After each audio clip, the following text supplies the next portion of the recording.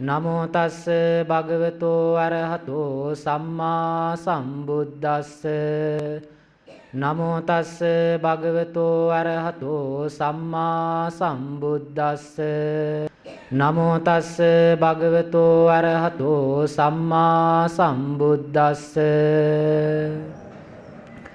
චතුහි ධම්මේහි සමන්නාගතෝ බික්ඛු ආහුනියෝ හෝති පාහුනියෝ දක්ඛිනියෝ අංජලි කරණීයෝ අනුත්තරං පුඤ්ඤක්කෙත්තං ලෝකස්සාති.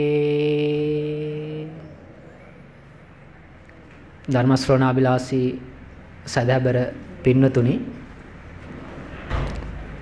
තිලෝගුරු බුදු පියාණන් වහන්සේ සම්බුද්ධත්වයට පත්වීමෙන් අනතුරුව පළමුව උන්වහන්සේ තේරුම් ගත්ත ධර්මය ලෝකවාසී සත්වයාට දේශනා කිරීමට උකටලි වුණා. සංයුක්ත නිකායේ දැක්වෙන ආයාචන වැනි සූත්‍රවල දැක්වෙන්නේ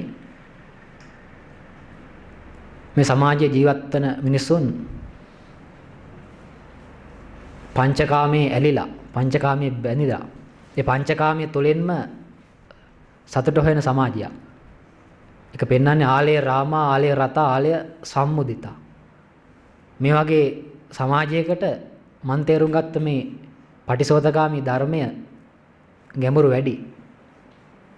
රාග රත්තා තමොක්කන්දා. රාගෙන් රත් වෙලා මෝහෙන් වැහිලා ඉන්න මේ සමාජයට මේ ගැඹුරු ධර්මයේ තේරුම් ගන්න බැරි වෙයි. ඒ නිසා මම මේ තේරුම් ගත්ත ධර්මය දේශනා කිරීමෙන් වළකින්න ඕන කියලා උන්වහන්සේට බෝධි මූලයේ ඉන්නකොට සිතුවිල්ලක් පහළ වෙනවා. හැබැයි උන්වහන්සේට පසුව අවබෝධ වෙනවා ධර්මයේ තේරුම් ගන්න බැරි පිරිස් වගේම කෙලෙස් අඩු ධර්මයේ තේරුම් ගන්න පුළුවන් කොටසුත් ඉන්නවා. ඒ නිසා මම ධර්මයේ දේශනා කරේ නැත්තම් මේ ධර්මයේ තේරුම් ගන්න පුළුවන් පුද්ගලයන්ොත් පරිහානියටපත් වෙනවා. ධර්මයේ තේරුම් ගන්න බැරි පිරිස් කොහොමත් පරිහානියටපත් වෙනවා. හැබැයි ධර්මයේ තේරුම් ගන්න පුළුවන් පිරිස් මම ධර්මයේ දේශනා කරේ නැත්තම් වුණොත් පරිහානියටපත් වෙනවා. ඉන් අනතුරු බුදුහාමුදුරුවෝ මේ ගැඹුරු ධර්මය මිනිස්සුන්ට සරලව පැහැදිලි කරලා දෙන්න විවිධ උපක්‍රම භාවිතා කරා. ධර්මයේ කියන එක ලෝකෝත්තරයි, ඒක ලෞකික භාෂාවකින් හරි වචන වලින් පැහැදිලි කරලා දෙන්න බෑ. ඒ නිසා බුදුහාමුදුරුවෝ විවිධ උපක්‍රම භාවිතා කරා.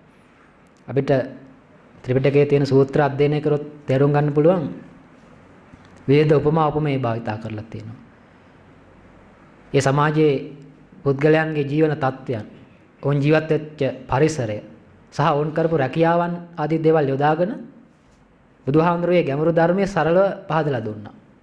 ඒ දේශනා කරන ධර්මය ශ්‍රවණය කරපු පිරිස් ඒ ධර්මය වටහාගෙන ධර්මයේ සරණ ලබාගෙන මාර්ගඵලයන්ට නිවනටපත් වුණා. ඒ කියන්නේ ධර්මයේ පිළිසරණ ඒ ජීවිතයේදීම වුන් ලබා ගත්තා. ඒ භික්ෂුන් වහන්සේලා විතරක් නෙවෙයි. භික්ෂු භික්ෂුණී උපාසක උපාසිකා කියන සිව්වණක් පිරිස මේ මාර්ගඵලයන්ටපත් වෙලා ධර්මයේ සරණ ලබා ගත්තා.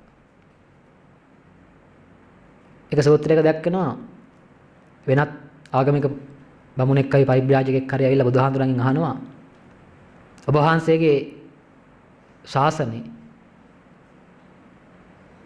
සෝවාන් භාවයටපත් වෙච්ච, සකු르දාගාමි භාවයටපත් වෙච්ච, අනාගාමි භාවයටපත් වෙච්ච උපාසකයන් ඉන්නවද? උපාසිකාවන් ඉන්නවද? ඒතර බුදුහාඳුරෝ කියන්නේ එක්කෙනෙක් දෙන්නෙක් 10ක් 100ක් නෙවෙයි. දහස් ගණනක් ඉන්නවා. සෝවාන් වෙච්ච, සකු르දාගාමි වෙච්ච, අනාගාමි වෙච්ච. ඒ කියන්නේ ධර්මයේ පිළිසරණ තමන්ගේ ජීවිතයට ලබාගත්ත සිව්වණක් පිරිසම ඉඳලා තියෙනවා ඒ සමාජයේ. ඉන් අනතුරුව මේ බුදුහාඳුරෝ දේශනා කරපු ධර්මයේ කියන එක බුද්ධ පරිනිර්වාණයෙන් පස්සේ සංගායන ඔස්සේ පිළිවෙලට සකස් වෙලා ශිෂ්‍යානුශිෂ්‍ය පරම්පරාවෙන් කටපාඩමින් ඇවිල්ලා මිහිඳු මහ රහතන් වහන්සේ ඔස්සේ ලංකාවට ඇවිල්ලා ඒක ලංකාව පුරා ව්‍යාප්ත වෙනවා, මුල් බැස ගන්නවා. අනතුරුව මේ කටපාඩමින් ආව ධර්මය මාතලේ අලු විහාරයේදී පිළිගත් මතයට අනුව ග්‍රන්ථාරූඪ වෙනවා. මේ විශේෂයෙන්ම ග්‍රන්ථාරූඪ වෙන්න පෙර සමය කටපාඩමින් ආව සමය තුලට පස්සෙත් විශේෂයෙන් මේ කටපාඩමින් යන සමය තුලදී කටපාඩම් කරගෙන ආවේ බාණක પરම්පරා නැත්තම් වික්ෂුන් වහන්සේලාට විවිධ බාධක එල්ල වෙලා තියෙනවා. විවිධ යුද්ධ කෝලාහල, විදේශී ආක්‍රමණ, මිත්‍යා දෘෂ්ටික රජවරුන් බලවත් වීම, නියංසාගත වලට මුහුණ දෙන්න.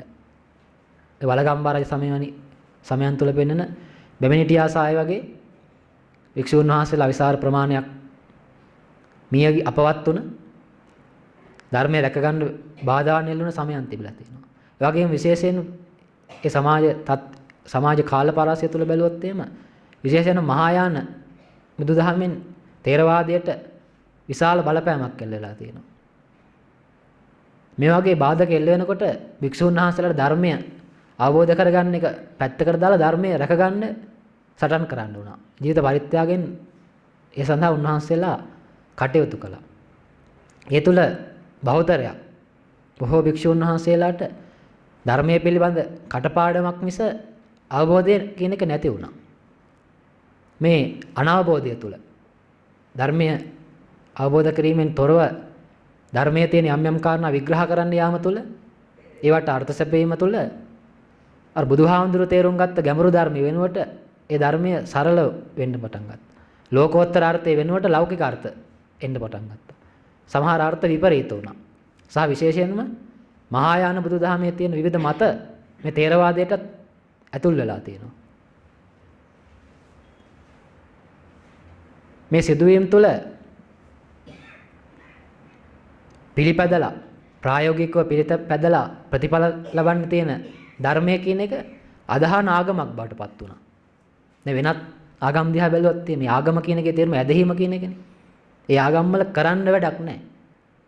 ඔවුන්ගේ දෙවියන් වහන්සේ හරි ශාස්ත්‍රවරයා හරි කියන විදිහට ජීවත් වෙලා ඔවුන් වෙනුවෙන් වන්දනාමාන පුද පූජාන් කරාට පස්සේ මරණයෙන් පස්සේ දෙවියන් වහන්සේ එක්ක හරි මහා බ්‍රහ්මයා හරි එක්වීමක් තියෙන. මේ ජීවිතේ කරන්න වැඩක් නැහැ. පුද පූජාවන් වන්දනාමාන සහ ඔහු කියලා තියෙන විදිහට ජීවත් වීමක් විතරයි තියෙන්නේ. අදහන්න තියෙන්නේ.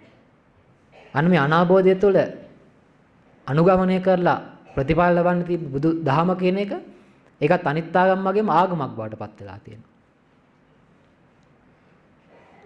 ඒ තුළ අර බුදුන් වහන්සේ පහළ වෙලා හිටිය සමාජයේ ඒක අනුගමනය කරලා ප්‍රතිඵල ලැබුව පිරිස් වෙනුවට ඒක අදහන ආගමක් බවට පත් කිරීම තුළ මේ සමාජයේ මාර්ගඵලයන් අතුරුදහන් වෙලා ගියා. ධර්මයේ තේරුම් ගත්ත පිරිස් නැත්තරම නැති වෙලා ගිහිල්ලා තියෙනවා. අපිට ඔය උගන්වන යම් යම් ග්‍රන්ථවලත් පෙන්වනවා අවසන් මහරහතන් වහන්සේ කියලා. ඒක ඇත්තද බොරුද කියන එක අපිට අදාළ නැහැ. ඒකෙන් පෙන්වන්නේ ධර්මය අවබෝධ කරගත් පිරිස් වල අඩු වේල ගිහිල්ලා අවසානයේදී නැත්තරම නැතිවීමක්. ඒ විවිධ බාධක එල්ලවීම තුළ. ඒ අර බුදුහාමුදුරුවෝ පෙන්වලා දෙන ධර්මයේ ගැඹුර වෙනුවට සරල වීම. ලෝකෝත්තර අර්ථය වෙනුවට ලෞකික අර්ථයම. අර්ථ විපරීත වීම. මෙන්න මේ කියන කාරණා. දැන් මම මේ ඉදිරිපත් කරපු කාරණේට මේ ධර්මයේ අර්ථ සරල වීම විපරීත වීම නැත්නම් ලෝකෝත්තර අර්ථය වෙනුවට ලෞකික අර්ථය එක්වීම කියන කාරණේට මම සාක්ෂියක් ඉදිරිපත් කරන්න. දැන් අපේ මතයක් ඉදිරිපත් කළා හරියන්නේ නැහැ. ත්‍රිපිටකයේම තියෙන සූත්‍රයක් ඔස්සේ ඒ පිළිබඳ සාක්ෂියක්. දැන් අපි හැමෝම දන්න ගාථාවක් තියෙන ප්‍රසිද්ධ. මේක දහම් පාසලේ වෙන 6 පන්ති ඉන්න ළමයෙකුත් දන්නවා. හැමෝම දන්න ප්‍රසිද්ධ ගාථාවක් තියෙනවා. ආරෝග්‍ය පරමාලාභා සන්තුට්ඨි පරමං ධන විස්සාස පරමාඥාති නිබ්බානං පරමං සුඛ. අපි ඒකට සරල අර්ථයකොත් දැනගෙන ඉන්නවා. ආරෝග්‍ය පරමාලාභා පරමලාභය නැත්තම් ලොකුම ලාභය නිරෝගීකම. සන්තුට්ඨි පරමං ධන ලොකුම ධනය සතුට. විස්සාස පරමාඥාති ලොකුම ඥාතිත්වයේ විශ්වාසය. නිබ්බානං පරමං සුඛ ලොකුම සැපත නැත්තම් සෝය නිවන. මෙහෙම අර්ථිකුත් අපි දැනන් ඉන්නවා. හැබැයි ඒක බුදුහාඳුර පෙන්ලා දීලා තියෙන නිවැරදිම අර්ථයද නැත්තම් වෙනත් අර්ථයක්ද? දැන් මට එක සූත්‍රයක් හම් වෙනවා මජ්ක්‍ධිම නිකායේ තියෙනවා මාගන්ධය කියලා සූත්‍රයක්. ඒ සූත්‍රයේදී මම අවශ්‍ය කරුණ විතරක් පැහැදිලි කරන්නම්. මාගන්ධිය කියලා වෙනත් ආගමික පරිබ්‍රාජකෙක් ඉන්නවා. වෙනත් ආගමික පැවිද්දෙක්.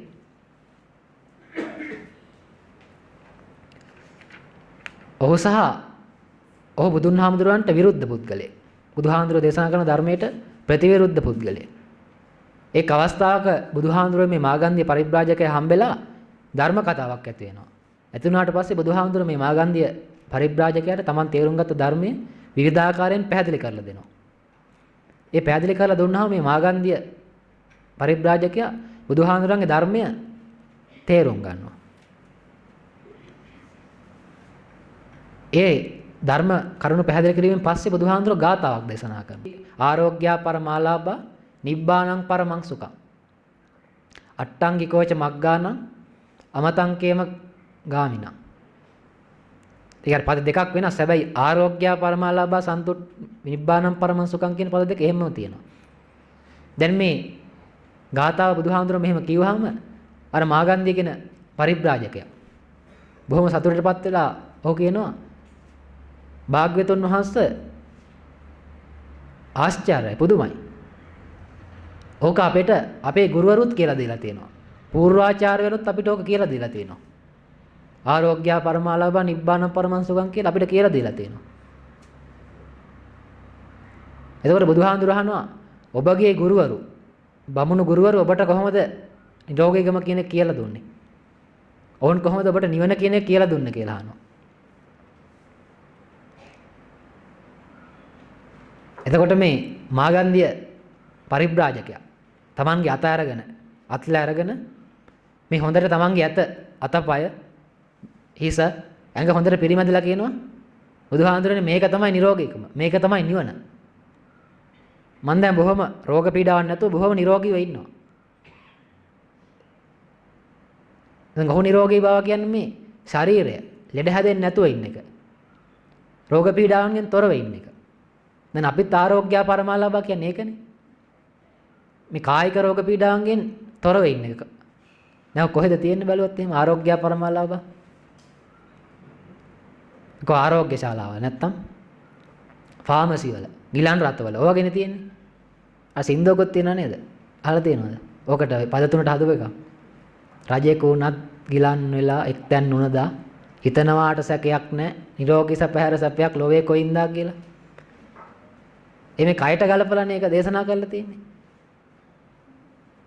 අන්න ඊට පස්සේ තමයි අපිට අවශ්‍ය දේ බුදුහාඳුරෝ කියන්නේ. ඊට පස්සේ බුදුහාඳුරෝ කියනවා ඔබගේ ගුරුවරු දන්න නිරෝගීකමක් නැහැ. ඔබගේ ගුරුවරු දන්න නිවනක් නැහැ. එහෙම කියලා බුදුහාඳුරෝ උපමාවක් පෙන්නනවා. උපදින්ම අන්ධ පුද්ගලෙක් ඉන්නවා. ඔහුට සුදු රෙද්දක් ඕන වෙනවා අවශ්‍යතාවයකට. එහෙම වුණාම දැන් ඔහු පාට අඳුරන්නේ නැහැ නේ මොනවා. කපටි පුද්ගලෙක් වෙilla සුදු රෙද්දක් කියලා වෙන රෙද්දක් දීලා ඔහු රවට්ටලා යනවා. බුදුහාඳුර කියනවා අන්න ඒ වගේ තමයි ඔබගේ ගුරුවරු. ඔබට නිරෝගීකම කියලා නිවන කියලා මේ ශරීරයට ගලපලා දේශනා කරලා ඔබව රවට්ටලා තියෙන්නේ. එහෙම කියලා උපමා ගොඩක් තියෙනවා එතන. ඉන්න නතර බුදුහාඳුර කියනවා මේ ආරෝග්‍ය පරමාලාභා නිබ්බාණං පරමං සුඛං කියන ගාථා දේශනා කරලා තින්නේ පෙර බුදුවරු විසින්. මේ පෙර බුදුවරු දේශනා කරපු ගාථාව අනුක්‍රමයෙන් පිළිවෙලින් පෘථග්ජනයන් අතරපත් වුණා. ඒක තියෙන්නේ අනුපුබ්බේන පුතුජන ගත. ක්‍රමානුකූල පෘථග්ජනයන් අතට ගියා. ඕන් බුදුහාමුදුරුවෝ පෙර බුදුවරු දේශනා කළපු ගාථාව කයට ගලපලා මේ කය නිරෝගී බවට කයේ තියෙන සුවයට නිවන කියලා ඕන් ඒක වරදවා අර්ථ විග්‍රහ කරා.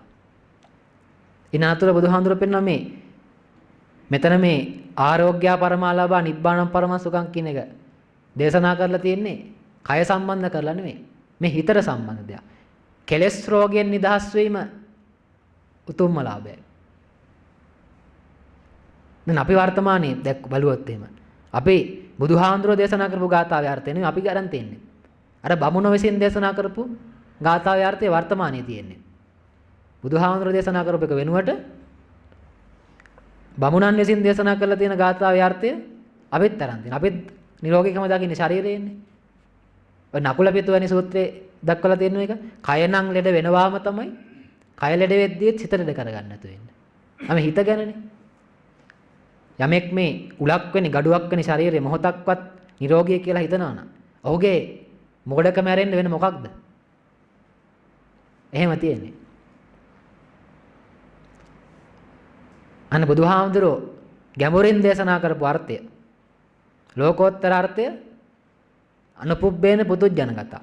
ධර්මයේ වැටහිච්ච නැති පුද්ගලයන් අතර ගියාම ඔවුන් එක ලෞකික අර්ථ වලින් සරල අර්ථ වලින් විග්‍රහ කරන්න පටන් ගන්නවා. එතකොට වෙන්න ඕන වැඩේ වෙන්නේ නැහැ.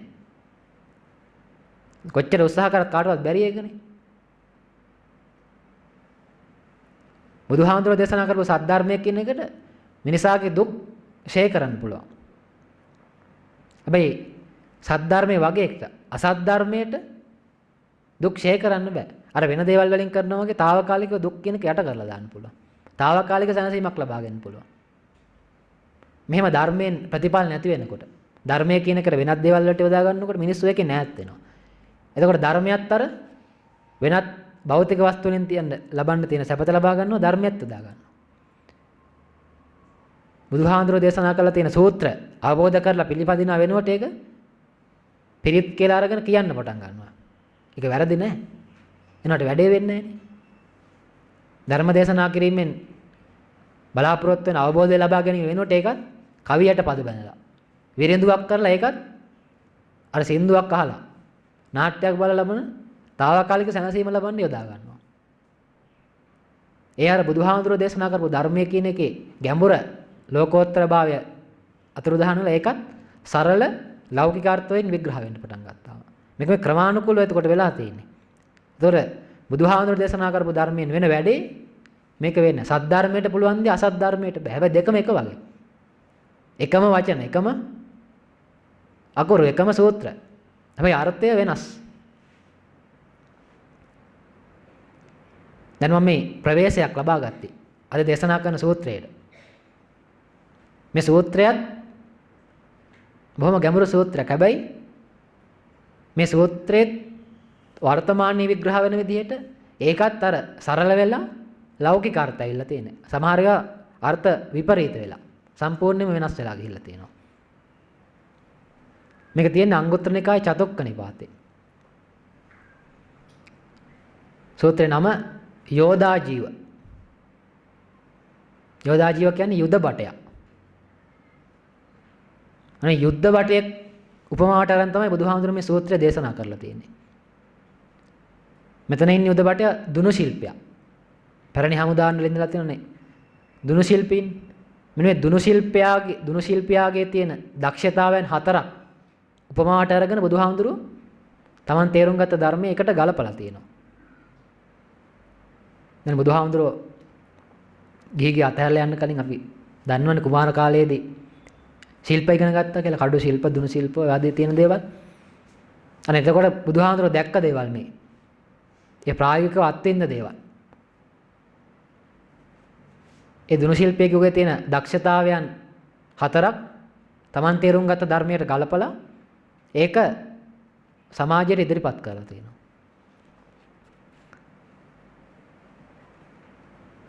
මේ සූත්‍රයේදී භික්ෂුන් වහන්සේලා ආමන්ත්‍රණය කළ බුදුහාමුදුරුවෝ පළමුව මෙහෙම පවසනවා. චතුහි භික්කවේ අංගෙහි සමන්නාගතෝ යෝදා ජීවෝ රාජා රහෝ හෝති රාජ බොග්ගෝ රඤ්ඤෝ අංගන්ත්වේව සංකං ගච්ඡති. කියන්නේ අංග හතරකින් සමන්විත දුනු ශිල්පියා. රජතුමාට යෝග්‍යයි, සුදුසුයි. රජතුමා විසින් පෝෂණය කරන්න ඕන. අද කාලේ විදිහට නම් වැටුප් ඒ පහසුකම් දීලා ඔහුගේ අවශ්‍යතාවයන් සම්පූර්ණ කරන්න ඕන. රාජ රඤ්ඤෝ රජතුමාගේම අංගයක් විදිහට ගණන් ගන්න ඕන. Tamanට වටින පුද්ගලයෙක් කියලා සලකන්න ඕන. ඒ කියන්නේ මේ අංග හතරෙන් සමන්වාගත යම්කිසි දුනු ශිල්පියෙක් ඉන්නා නම් ඔහු රජතුමාට ඊටාම සුදුසු පුද්ගලෙක්. Tamanගේ හමුදාවට. ඔහු අවශ්‍ය පහසුකම් දීලා රැකබලා ගන්න ඕන. ඇයි ඒ? යුද්ධ ඇති වෙනවා. කෝලාහල ඇති වෙනවා. එතකොට ඒවා සංසිඳවන්න. යුද්ධයක් ඇති වෙනොත් සතුරු හමුදා පරාජයපත් කරන්න මේ දුනු ශිල්පියා උපකාරී වෙනවා. ඒ නිසා ඔහුව රැකබලාගෙන ඔහු වෙනුවෙන් කරන්න තියෙන දේවල් කරලා ඔහුගෙන් ගන්න තියෙන ප්‍රයෝජනය තමන්ගේ හමුදාවට ලබා ගන්න ඕන. මොකක්ද ඒ කාරණා හතර?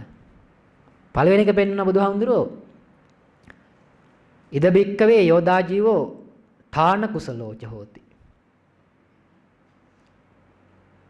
මේ දුනු ශිල්පියා ඨාන කුසලෝච හෝති.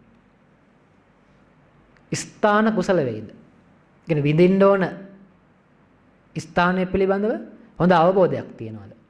තවත් තේරෙන විදිහට කියනවා ඉලක්කයට හොඳට විඳින්න පුළුවන් නම්.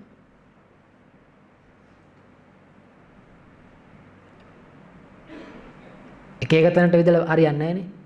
හරියට බලලා එකපාරින්ම විනාශ වෙලා යන විදිහට ඉලක්කයටම විදින්න ඕන. ඒකට දක්ෂතාවයක් තියෙනවා. හැමෝටම බෑනේ.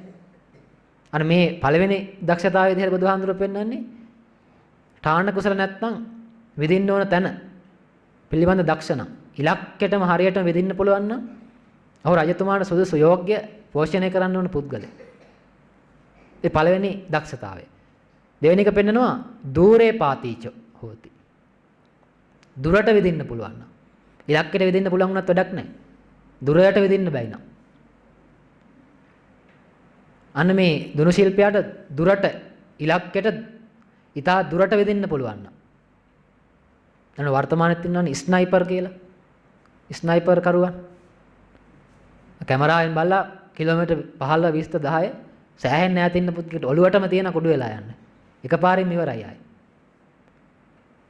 සාමාන්‍යයෙන් දවස් ගාණක් එකට බලන් ඉන්න ඕන. අන්න ඒ වගේ මෙතන පෙන්නන්නේ දුරට විදින්න පුළුවන් නම්. ඔහුගේ දෙවෙනි දක්ෂතාවය.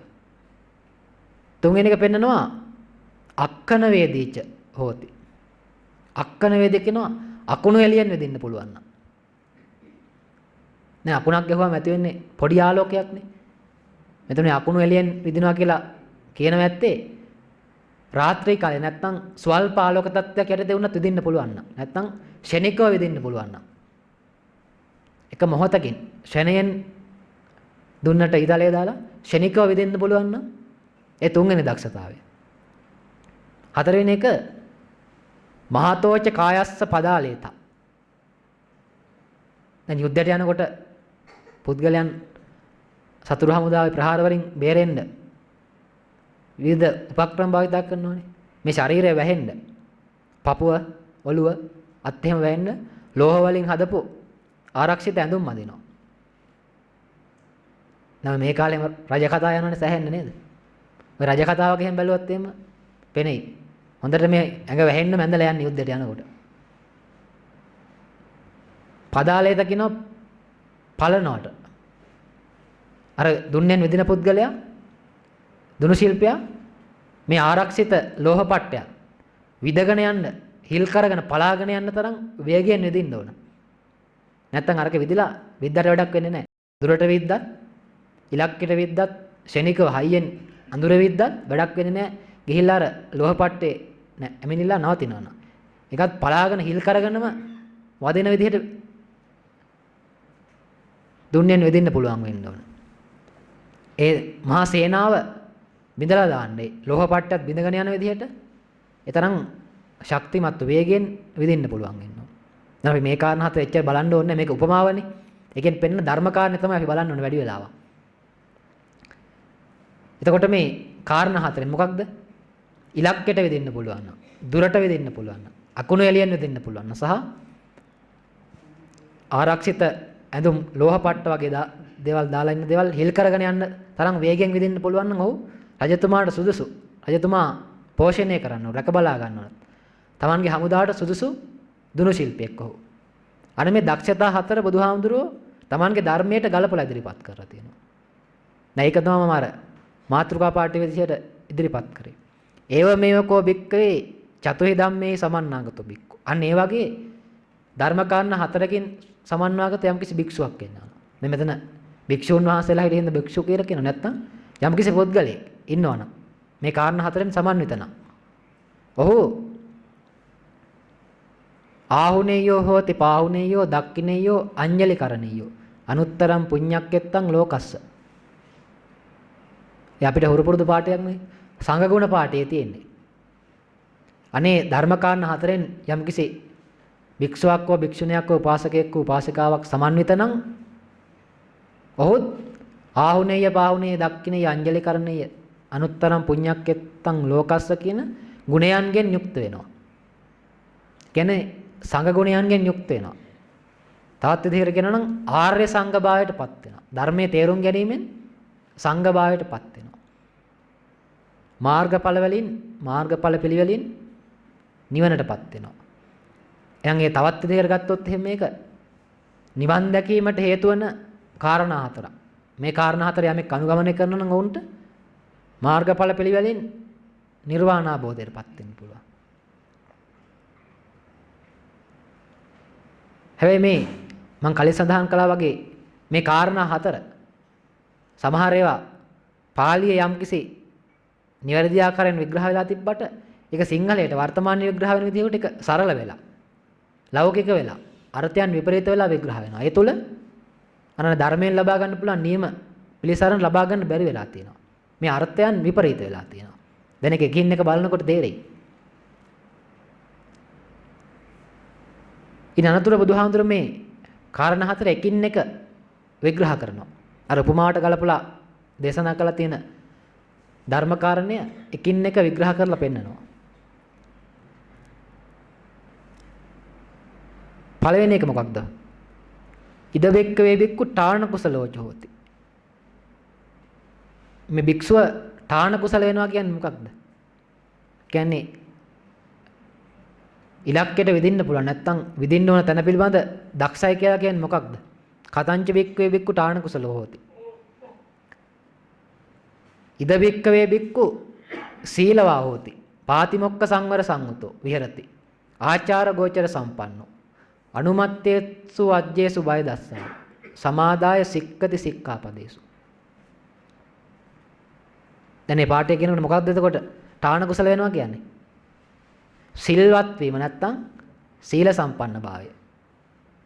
ඒකට තමයි බුදුහාඳුරෝ උපමා කරලා තියෙන්නේ මේ ඨාන කුසල නැත්තම් ඉලක්කයට විදින්න පුළුවන් කියන එක.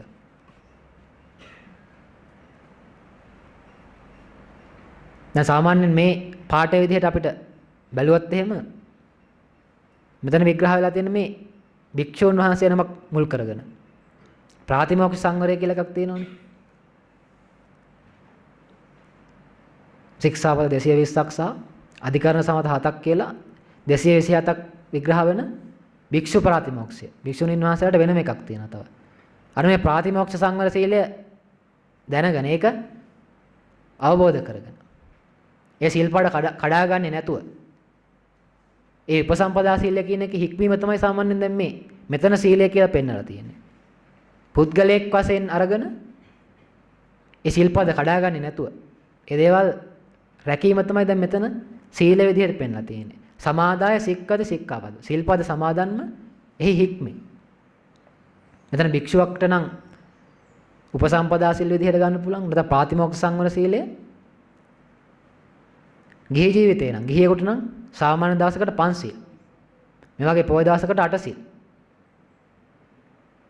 එහෙම අරගෙන පුද්ගලයෙක් වශයෙන් මම බෞද්ධයෙක් හරි හොඳ පුද්ගලයෙක් හරි කියලා හිතලා වැරදි වැඩ කරන්න හොඳ නැහැ. හොඳ දෙයක් කරන්න. නැත්නම් මේ සිල්පද සමාදන් වෙලා ඉන්න මම කඩා ගන්න හොඳ නැහැ කියලා හිතලා පුද්ගලයෙක් වශයෙන් සිල්පද ආරක්ෂා කිරීම තමයි මෙතන මේ සාමාන්‍යයෙන් මෙතනදී විග්‍රහ වෙලා තියෙන්නේ. හැබැයි අපිට 100%ක් ඒක කරන්න බෑ. පුද්ගලයෙක් වශයෙන් වැරදි කරන්න හොඳ නැහැ කියලා එකෙන් පන්සිල් හරි අටසිල් හරි සාමාන්‍ය සිල් හරි උපසම්පදා සිල් අරගෙන එකෙන් වෙන් වෙනවා. කාය වාග් සමෝදාන සීලං කියලානේ පෙන්නන්නේ. කාය වචනේ සංවර කරනවා. වැරද්දක් කරන්න හිතුණාට කරන්නේ නැතුව සංවර කරනවා. හැබැයි අපිට ත්‍රිපිටකයේ තියෙන සූත්‍ර දිහා බැලුවොත් එහෙම බුදුහාමුදුරුවෝ ධර්මයේ දේශනා කරලා තියෙන්නේ පුද්ගලයා මූලික කොටගෙන නෙවෙයි මොකක් මූලික කරගෙනද? ස්කන්ධ පංචකේ නැත්තම් රූප වේදනා සංඥා සංකාර විඥාන කියන පංචස්කන්ධය මුල් කරගෙන. දැන් අපිට චූලසච්චක සූත්‍රය බැලුවොත් එහෙම ඒක හොඳට තේරුම් ගන්න පුළුවන්. සච්චක ඇවිල්ලා බුදුහාඳුරෙන් අහනවා. ඔබ වහන්සේ ශ්‍රාවකයන් හික්මවන්නේ කොහොමද? ශ්‍රාවකයන් කෙරෙහි බහුලව අනුශාසනා කරන්නේ කෙසේද? එතකොට උන්වහන්සේ දේශනා කරන්නේ පංචශීල සමාදන් වෙලා සාමාන්‍ය ජීවිතයේදී ගියෙක් නම් පොය දවසට අටසීල සමාදන් වෙලා භික්ෂුවකට නම් උපසම්පදා සීල සමාදන් වෙලා හික්මීමක් නෙවෙයි එතන පෙන්වන්නේ. රූපං අනිච්චා වේදනා අනිච්චා සංඥා සංකාර විඥාන අනිච්චා. රූපං අනත්තා වේදනා අනත්තා සංඥා සංකාර විඥාන අනත්තා. සබ්බේ සංකාර අනිච්චාති සබ්බේ ධම්මා අනත්තාති. ස්කන්ධ පංචකය අනිත්‍ය අනාත්ම වශයෙන් දැකීමෙන් ශ්‍රාවකයන් ඉක්මවා ගන්න. මේ දේශනාව තමයි බහුලව පවත්වන්නේ. අනේ එතකොට බුදුහාඳුරන්ගේ හික්මවන්නේ ශ්‍රාවකයන් ඉක්මවන්න දේශනා කරලා තියෙන්නේ ස්කන්ධ පංචකය අනිත්‍ය අනාත්ම වශයෙන් දකින්න. එතකොට බුදුහාඳුරන්ගේ ධර්මයේ දේශනා කරලා තියෙන්නේ ස්කන්ධ පහ තුල. ඒක හික්මවන්න තියෙන්නේ. ස්කන්ධ පහ හික්මවන්න තමයි සියලු ධර්මයේ දේශනා කරලා තියෙන්නේ. අන්න මේ කටපාඩමින් අතින් අත්තර එනකොට සීලය කියන කාරණේට බුදුහාමුදුරුවෝ පෙන්නන ගැඹුරු අර්ථය වෙනුවට සරල අර්ථයක් ඇවිල්ලා තියෙනවා අපේ සමාජයට එනකොට. අපි සීලය කියලා සලකන්නේ පංචශීල, අටසීල, දසසීල, සාමාන්‍ය සීල, උපසම්පදා සීලනේ. බුදුහාමුදුරුවෝ පෙන්නන සීලය කියලා ස්කන්ධ පංචකයේ හික්මීමේ සීලය. දැන් සීලය කියන එක කාය වාග් සමෝදානං සීලං නේ කියන්නේ. කය වචනේ සංවර කිරීම. බුදුහාඳුරෝ සීලය කියලා පෙන්වන්නේ ඒක නෙවෙයි. අරක සීලය තමයි. ස්කන්ධ පංචකය සංවර කිරීම.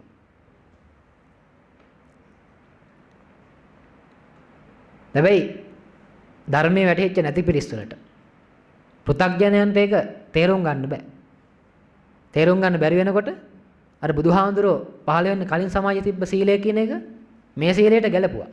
බුදුහාඳුරෝ දේශනා කරපු සීලය වෙනුවට ඊට පෙර තිබ්බ සීලය. දැන් ඊට පෙර සීලය තිබිලා තියෙන පංචශීල අටසීල එහෙම. ඊට කලින් ඉඳන් තිබ්බ එකක් නේ. මේ සීලයට ඒ සීලය වුන් ගලපලා තියෙනවා. ඒ තුල බුදුහාඳුරෝ පෙන්නන නියම වැඩේ කරගන්න බැරි වෙනවා. ඒ තුල තමයි කාටවත් අනුගමනය කරලා ප්‍රතිඵලයක් නැති වෙන්නේ. එතකොට පංචශීල අටසීල දසසීල කියන ඔක්කොම සීල් අනාර්ය සීල්. ඒවා පුද්ගලයා මූලික කොටගෙන දේශනා කරලා තියෙන්නේ. ඒක හොඳයි සාමාන්‍යයෙන් හික්මෙන්න. හැබැයි ඒකට නිවන් හම්බෙන්නේ නැහැ. නිවන් දකින්න බෑ සීලයට. ඊට එහා ගියපු සීලයක් බුදුහාමුදුරුවෝ පෙන්නලා තියෙනවා සෝතාපට්ටි අංග විස්තර වෙන තැන්වල. අරියකාන්ත සීලය කියලා. අකණ්ඩ අච්චිද්ද අසබල අකම්මාස බුජිස්ස විඤ්ඤෝපසපත අපරාමට්ට සමාධි සංවත්තනික විදිහට පෙන්නලා තියෙනවා අරියකාන්ත සීලය කියලා. ඒක තියෙන්නේ ආර්ය භාවයටපත් වෙනවා. ආර්යයන් කැමති සීලය. ඒක මාර්ගඵලලාභීන්ගේ සීලය. ඒ තුලදී අර සිල්පද සමාදන් වෙලා පුද්ගලයෙක් වශයෙන් සලකලා වැරදි කරන්න හොඳ නැහැ. නිවැරදි වෙනවා හරි සිල් කඩා ගන්න හොඳ නැහැ. ඒ පද ආරක්ෂා කරනවා හරි කියලා කය වචනේ සංවර කියන බාහිරින් කරන දෙයක් කරන්නේ නැහැ. පුද්ගලයා තුල ක්‍රියාත්මක වෙන මේ ස්කන්ධ පහ කියන එක තේරුම් අරගත්තාමනේ ආර්ය භාවයටපත් වෙන්නේ. ඊට පස්සේ තමයි මේ ආර්ය සීලය තියෙන්නේ. එතකොට ඔහු ස්කන්ධ පහෙන් පහට ස්කන්ධ පහ සංවර කිරීමට පිළිපදිනවා. ඒකට තමයි ආර්ය සීලය කියන්නේ.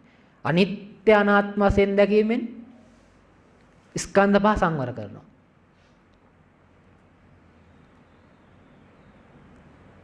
දැන් මේ ආර්ය සීලයේදී හිතට ආවට අනුසයෙන් පරිඋත්තාන වෙනවා. අනුසය වෙලා තියෙන එක පරිඋත්තාන වෙන හිතට එනවා. හැබැයි කයට වචනයට දෙන්නේ නැතුව ඔහු ඒක පාලනය කරනවා. අනුසයෙන් පරිඋත්තාන වුණාට වේතික්කම කරන්නේ නැහැ. කයට වචනයට නොදී ඒක ඔහු පාලනය කරනවා. දැන් සාමාන්‍යයෙන් අපි ගත්තොත් ඔය පංචශීල හරි අටසීල හරි දසසීල හරි උපසම්පදා සීල හරි මොකක් හරි කැඩෙන්නේ මේ ආර්ය සීලය කියන එක දන්නේ නැති හින්දා. අපි ඒක මෙහෙම තේරුම් ගමුකෝ. දැන් ප්‍රාණඝාතය කරන්න හිතෙනවා කියන්නේ. සතෙක් මරන්න හිතෙනවා කියන්නේ. හොරකම් කරන්න හිතෙනවා කියන්නේ සිතුවිල්ලක් එනවනේ. සතෙක් මරන්න ඕන, හොරකම් කරන්න ඕන කියලා සිතුවිල්ලක් නෙන්නේ. ඒ සිතුවිල්ලක් කියන්නේ તો ස්කන්ධ පංචකේවා ගොඩක්. අපි ලේසියට එක ස්කන්ධ පහක් කියලා ගමු. දැන් පෘථග්ජනයා ස්කන්ධ පහේ ක්‍රියාවලියක් කියන එකක් දන්නේ නැහැ. දන්නේ නැති වුනහම සතෙක් මරන්න ඕන කියලා ස්කන්ධ පහක් හිතුනම ඔහුට ඒක පාලනය කරගන්න තේරෙන්නේ නැහැ. එතකොට ඔහු ඒක කයට වචනට දීලා සතෙක් මරන්න හිතුණා නම් මරනවා. හොරකම් කරන්න හිතුණා නම් හොරකම් කරනවා. අනිත් දෙයක් කරන්න හිතුණා නම් කරනවා. ස්කන්ධ පහේ ක්‍රියාවලිය දන්නේ නැති හින්දා මේ සීලෙත් කැඩෙනවා. අනේ ස්කන්ධ පහේ ක්‍රියාවලිය දන්නවනම් ආර්ය සීලයේ යමෙක් ඉන්නවනම් මේ බාහිර සීල් කියන එක කැඩෙන්නෙත් නැහැ. ස්කන්ධ පහ පාලනය කිරීමට දන්නේ නැති හින්දා තමයි මේ පංචශීල් කැඩෙන්නේ, අටශීල් කැඩෙන්නේ, දසශීල් කැඩෙන්නේ, උපසම්පදා සීල් කැඩෙන්නේ. ඒක දන්නවනම් ඒ සීල් කැඩෙන්නේ නැහැ. එතකොට මේ බුදුහාමුදුරුවෝ මෙතන මේ ආහුණේය පාහුණේය විදිහට පෙන්න ගුණයන්ගෙන් යුක්ත වෙන. නැත්තම් නිවන් දකින්න හේතු වෙන සීලය විදිහට පෙන්වන්නේ මේ පංචශීල්, අටශීල්, දසශීල් හෝ සාමාන්‍ය සීල්, උපසම්පදා සීල් කියන එකක් නෙවෙයි. ඒක සාමාන්‍යයෙන් හොඳ. හැබැයි ඒක නිවන් දකින්න හේතු වෙන්නේ නැහැ. ඒක පුද්ගලයා සංවර කිරීමට පවතින දේශනයක්. සීලයක්. මෙතන මේ නිවන් දකින්න හේතු වෙන සීල විදියට බුදුහාමුදුරුවෝ පෙන්වන්නේ ස්කන්ධ පංචකය අනිත්‍ය අනාත්ම වශයෙන් දකින්නේ සීලය. පංචස්කන්ධෙ හික්මවීමේ සීලය ආර්ය සීලයයි. ඒ ආර්ය සීලය තියෙන්නේ ආර්යයන් ළඟ.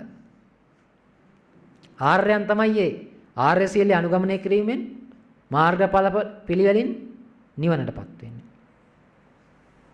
අන්න අනුපුබ්බේන පුතුජනගත. ආරෝග්‍ය පරමාලාභ. ගාථාට වෙච්ච දෙයක් තමයි සීලයටත් වෙලා තියෙන්නේ. බුදුහාමුදුරුවෝ සීලය කියලා දේශනා කරනවා ස්කන්ධ පහ අනිත්‍ය අනාත්ම වශයෙන් දැකීමේ ආර්ය සීලය.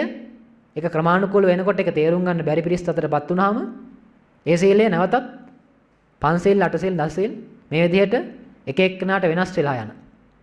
එක එක්කෙනාට විවිධ වෙච්ච මේ පුද්ගලයා හික්මීමේ සීලයක් බවට පත් වෙනවා. අර සීලයට කරන්න පුළුවන් දේ ආර්ය සීලයට කරන්න පුළුවන් දේ මේ අනාර්ය සීලයට, ලෞකික සීලයට කරන්න බෑ. එහෙනම් සීලය කියලා බුදුහාමුදුරුවෝ පෙන්වන්නේ මෙතන මේ තාන කුසලෝ නැත්තම් ඉලක්කයට විදින්න පුළුවන් කියන එකට උපමා කරලා සීලය කියලා බුදුහාමුදුරුවෝ පෙන්වන්නේ මොකක්ද? ස්කන්ධ පහ අනිත්‍ය අනාත්ම වශයෙන් දැකීම. සීලය හේවත් පංචස්කන්ධේ හික්මවීම. හික්මවන්නේ අනිත්‍ය අනාත්ම වශයෙන් දැකීම. ඒ පළවෙනි කාරණේ. අපි ඊළඟට බලමු දෙවෙනි කාරණේ. දැන් මේ කාරණේ තමයි වැඩි වෙලාවක් කරන් විග්‍රහ කරන්න ඕන. මේ කාරණේ තමයි වැඩියෙන්ම විකෘති වෙලා තියෙන, අර්ථ විපරීත වෙලා තියෙන සමාජයේ. මොකක්ද දෙවෙනි එක? දෙවෙනි කාරණේ මොකක්ද? අන්න බුදුහාමුදුරෝ දුරේපාතී කියන, දුරට විදින්න පුළුවන් කියන දුනු ශිල්පියාගේ දක්ෂතාවය ධර්මයට උපමා කරනවා. කතංච බික්කවේ බික්කු දුරේපාතී හොති. මේ දුරට විදිනවා කියන්නේ මොකක්ද? දැන් මේ පාඩේ කියනකොට නම් මොකක්ද කියලා තේරෙයි. ඉද බික්කවේ බික්කු යංකින්චි රූපං අතේන අතීතානාගත පච්චුප්පන්න අජ්ජත්තං වා බහිද්ධා වා ඕලාරිකං වා සුකුමං වා හීනං වා පනීතං වා යං දුරේ සම්තිකේවා සබ්බං රූපං නේතං මම නේසෝහමස්මින මේසෝවත්තාති එව මේතං යථාභූතං සම්මප්පඤ්ඤාය පස්සති යාකාචි වේදනා යාකාචි සංඥා යේකේචි සංකාරා යංකින්චි විඥානං කියලා රූප වේදනා සංඥා සංකාර විඥාන කියන ස්කන්ධ පහම පෙන්නනවා. ස්කන්ධ පහ කොටස් 11කට බෙදලා ඒක නේතං මම නේසෝහමස්මින් නමේසෝ අත්තා මගේ නොවේයි මම නොවේයි මගේ ආත්ම නොවේයි වශයෙන් දැකීම තමයි එතකොට මෙතන දුරේ පාති නැත්තම් දුරට වෙදින්න පුළුවන් කියන එකට බුදුහාමුදුරුවෝ උපමා කරලා තියෙන්නේ. දැන් මොකක්ද මගේ නොවේයි මම නොවේයි මගේ ආත්ම නොවේයි කියලා බලන්න කියලා තියෙන්නේ? රූප වේදනා සංඥා සංකාර විඥාන කියන පංචස්කන්ධය. එහෙනම් මුලින්ම පංචස්කන්ධය තේරුම් ගන්නවා ඊළඟට මගේ නොවේයි මගේ මම නොවේයි මගේ ආත්ම නොවේයි කියන්නේ මොකක්ද කියලා තේරුම් ගන්න වෙනවා. ස්කන්ධ පහ කියන එක. යමෙකුට නිසි අවබෝධයක් නැත්නම් අපි තේරුම් අරන් තියෙන ක්‍රමයක් තියෙනවා අපි වර්තමාන සමාජයේ. කොහොමද? එක විදිහකට ගත්තොත් ඒක ශරීරය කියලා අරන් තියෙනවා. පංචස්කන්ධය කියන්නේ ශරීරය. එහෙම නැත්නම් රූප කියන්නේ කය. වේදනා සංඥා සංකාර විඥාන කියන්නේ හිත. නාම රූප. රූප කියන්නේ කය, නාම කියන්නේ හිත. ඉතින් එහාට ගිහිල්ලා තවත් දෙයකට විග්‍රහ වෙනවා. ත්‍රිපිටකයක සූත්‍රයක් තියෙනවා නජීරති කියලා. සංයුක්ත නිකායේ තියෙන්නේ. ඒකෙද එක දෙවියෙක් කියලා බුදුහාඳුරන් අහනවා දිරන්නේ මොකක්ද නොදිරන්නේ මොකක්ද? ඒතර බුදුහාඳුරෝ කියනවා රූපං ජීරති මච්ඡානං නාම ගොත්තං න ජීරති. රූපය දිරයි නම නොදිරයි. දැන් ඔකට පරණ සින්දුවකුත් තියෙනවා. පරණ ගායිකාවක් කියන. නාමෙ නොදිරනා කුණු කය දිරනා අරුමෙකි සෝභා සංසාරේ. ඒතර රූපය කියලා අරන් තියෙන්නේ ශරීරය. නාමය කියලා තියෙන්නේ හිත කියන එකත් නෙවෙයි නාමය කියලා අරන් තියෙන්නේ. නම ඒ කියන්නේ හොඳ වැඩක් එහෙම කරලා තියෙනවා ඒ නම නැති වෙන්නේ නැහැ. නාම රූප. ඒක බුදුහාමුදුරුවෝ කියපු සූත්‍රයක් විදිහට ත්‍රිපිටකයේ තියෙනවා ඒක. හැබැයි අපි බලන්න ඕන තවත් ත්‍රිපිටකයේ තියෙන දේවල් බලලා මේක බුදුහාමුදුරුවෝ කියලා තියෙන ක්‍රමයමද? බුදුහාමුදුරුවෝ විග්‍රහ කරන විදිහමද? අයි මේ ස්කන්ධ පහ කියන එක තේරුම් ගන්න බැරි වුණොත් එහෙම අනිත් ඔක්කොම තේරුම් ගන්න බෑ කිසිවක්ම. අනිත් ඔක්කොම වර්ධිනවා. දැන් බුදුහාමුදුරුවෝ ශ්‍රාවකයන් ඉක්මවන්නේ ස්කන්ධ පහ නිත්‍ය අනාත්ම වශයෙන් දැකීමෙන්නේ. ඒතකොට ස්කන්ධ පහ තුල තමයි සියලු ධර්මයන් දේශනා කරලා තියෙන්නේ. ස්කන්ධ පහ වැරදි නම් අනිත් ඔක්කොම වැරදි. සමීකරණයක ආදේශ වැරදි නම් එතනින් එහාට තියෙන ඔක්කොම පිළිතුර දක්වාම තියෙන සියල්ල වැරදි. එනිසා ස්කන්ධ පහ නැත්නම් පංචස්කන්ධය කියන එක නිවැරදිව වටහා ගන්න වෙනවා. දැන් අපේ සමාජයේ ඉන්න 99.9%ක්ම නිසි ධර්මයක් තේරුම් ගන්න නැත්නම් නිවැරදි ධර්මයක් අහලා ඒක අවබෝධ කරගන්න නැත්නම් අපි හිතන් ඉන්න ක්‍රමයක් තියෙනවා. ඔබ දන්නවා වෙන්න පුළුවන්. හැබැයි බහුතරයක් දන්නේ නැහැ මේක නිවැරදි ක්‍රමය. අපිට උගන්වන්නේ, අපි හිතන් ඉන්නේ. අපිට කියලා දෙන්නේ. අපි තේරුම් අරන් ඉන්නේ. රූප කියන්නේ පඨවි ආපෝ තේජෝ වායෝ. නැත්නම් ශරීරය.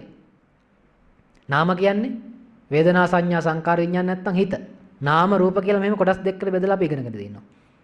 හැබැයි අපි බලන්න ඕනේ මේක බුදුහාඳුරෝ කියලා තියෙන ක්‍රමයේමද? නැත්නම් අර ගැඹුරු එකට සරල අර්ථයක් ඇවිල්ලා තියෙනවද? ලෝකෝත්තර අර්ථයට ලෞකික එකක් ඇවිල්ලා තියෙනවද? අර ආරෝග්‍ය පරමාලාභ වලට වෙච්ච දෙයක් මේකටත් වෙලා තියෙනවද? අපි ඒක බලමු ත්‍රිපිටකයේ තියෙන එක සූත්‍රයක් ආශ්‍රයෙන්. මජ්ක්‍ධිම නිකායේ තියෙනවා මහා පුන්නම කියලා සූත්‍රයක්. නැත්නම් ඒකම සංයුක්ත නිකායේ කන්දක වර්ගයේ තියෙන පුන්නමා කියලා. ඒකම සූත්‍රයේ තැන් දෙකේම තියෙනවා. ඒ සූත්‍රයේදී එක භික්ෂුන් වහන්සේ නමක් බුදුහාඳුරන්ගෙන් අහනවා බුදුන් වහන්සේ මේ පංචස්කන්ධය කියන්නේ රූපස්කන්ධය, වේදනාස්කන්ධය, සංඥාස්කන්ධය, සංකාරස්කන්ධය, විඥානස්කන්ධයද? බුදුහාඳුරගෙන ඔව්. ඒ ටිකට තමයි පංචස්කන්ධය කියන්නේ. පංචස්කන්ධය හටගන්නේ කුමක් නිසාද? දැන් මම කෙටියෙන් කියන්නේ අපිට ඕන තැනට එන්න. පංචස්කන්ධය හටගන්නේ තණ්හාව නිසා. ඊනතුරු අහනවා පංචස්කන්ධයයි පංච උපාදානස්කන්ධය කියන්නේ එකක්ද දෙකක්ද? දර බුදුහාමුදුරුවෝ කියන පංචස්කන්ධය කියන්නේ වෙනක් එකක්, ඒක උපාදානය කියන්නේ වෙන එකක්. පංචස්කන්ධය කෙරෙහි යම් චන්දරාගයක් තියෙනද ඒ තමයි උපාදානස්කන්ධය. ඉන් අනතුරු තමයි අපිට අවශ්‍ය කාරණයට එන්නේ. ඉන් අනතුරු මේ භික්ෂුන් වහන්සේ බුදුහාමුදුරන්ට අහනවා මේ ස්කන්ධයන්ට ස්කන්ධ ප්‍රඥාප්තිය කෙතකින් පණවන්න පුළුවන්. නැත්නම් මේ රූප වේදනා සංඥා සංකාර විඥාන කියන පංචස්කන්ධය කියන්නේ මොකක්ද? අනේ එතකොට බුදුහාමුදුරුවෝ මේ රූපය කියන්නේ පඨවි ආපෝ තේජෝ වායෝ කියලා පෙන්වලා දීලා තියෙනවා නම් අපිට ඒක පිළිගන්න පුළුවන්. හැබැයි බහුතරයක් සූත්‍රවල එහෙම තියෙනවා. අභිධර්මයේ විග්‍රහවනේ විග්‍රහ කිරීම. චත්තාරෝ මහා භූතා චතුර්ණංච මහා භූතානං උපාදාය රූපං. සතර මහා භූතයොත් සතර මහා භූතයෝ නිසා හටගත් රූපයොත් කියලා තමයි මේ බහුතරයක් තැන්වල විග්‍රහ වෙන්නේ. හැබැයි මෙතන එහෙම පෙන්වන්නේ නැහැ. මෙතන පෙන්වන රූපස්කන්ධය කියන්නේ මොකක්ද කියලා අහුවාම සතර මහා භූත කියලා කියන්නේ නැහැ. එතකොට පෙන්වන්නේ යංකින්චි රූපං අතීතානාගත පච්චුප්පන්න අජ්ජත්තං වා බහිද්ධාවා ඕලාරිකං වා සුකුමං වා හීනං වා පනීතං වා යං දූරේ සම්තිකේවා. මේ විදිහට මේ අතීත අනාගත වර්තමාන ආධ්‍යාත්මික බාහිර ඕලාරික සුකුම හීන ප්‍රනීත දුර ළඟ මේ විදිහට මේ 11 ආකාරයෙන් බෙදලා තියෙන යම් රූපයක් තියෙනවා. ඒකට තමයි රූපස්කන්ධය කියන්නේ. මේ විදිහට මේ 11 ආකාරයට බෙදලා තියෙන වේදනාවක් තියෙනවා, සංඥාවක් තියෙනවා, සංකාරයක් තියෙනවා, විඥානයක් තියෙනවා. ඒකට තමයි වේදනා, සංඥා, සංකාර, විඥාන ස්කන්ධ කියන්නේ. તો රූපස්කන්ධය වෙන්නේ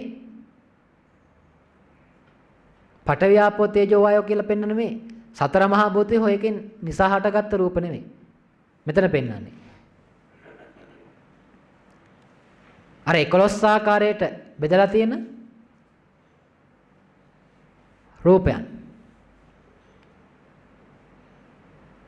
දැන් මේ කියන කාරණය අපි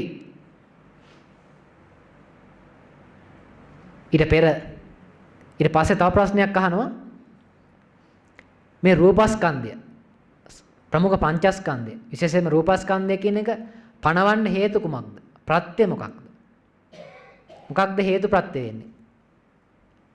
අනේ එතකොට බුදුහාමුදුරුවෝ පෙන්වන්නේ චත්තාරෝකෝ බික්කු මහා භූතා හේතු චත්තාරෝ මහා භූතා පච්චයෝ රූපක්ඛන්ධස්ස පඤ්ඤාපනාය.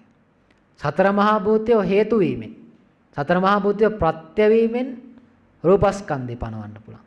يعني රූපස්කන්ධය ඇති වෙන්නේ සතර හේතු ප්‍රත්‍ය වීමෙන්. සතර මහා භූතය රූපස්කන්ධය විදිහට එතන පෙන්වන්නේ නැහැ. ඒක හේතු වෙනවා.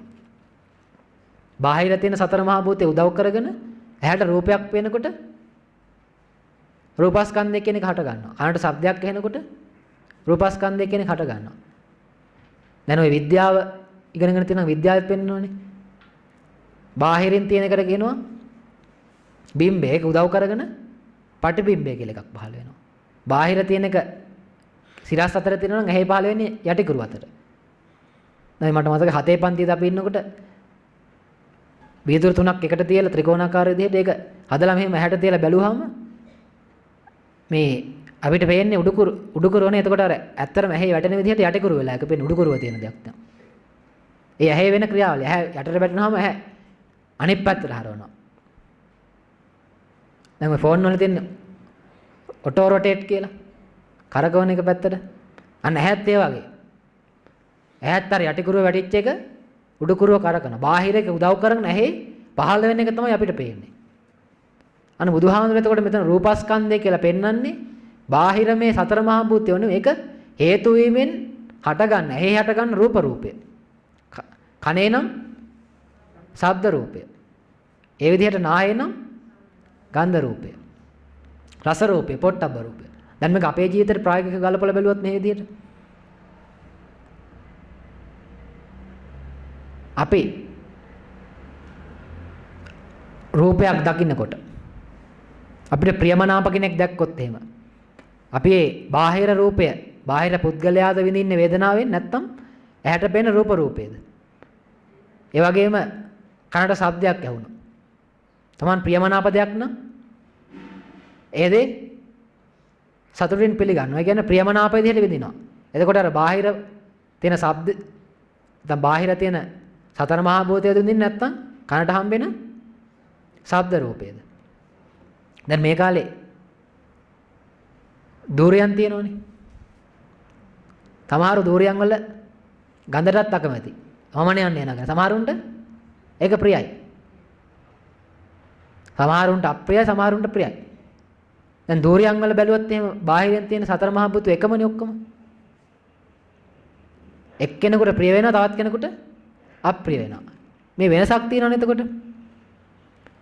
සතර මහා භූත කියන්නේ රූප කියන්නේ සතර මහා භූතය නම් එක්කෝ දෙන්නටම අප්‍රිය වෙන්න ඕනේ. එක්කෝ දෙන්නටම ප්‍රිය වෙන්න ඕනේ. එක්කෙනෙකුට අප්‍රිය වෙන්නත් එක්කෙනෙකුට ප්‍රිය වෙන්නත් බෑ.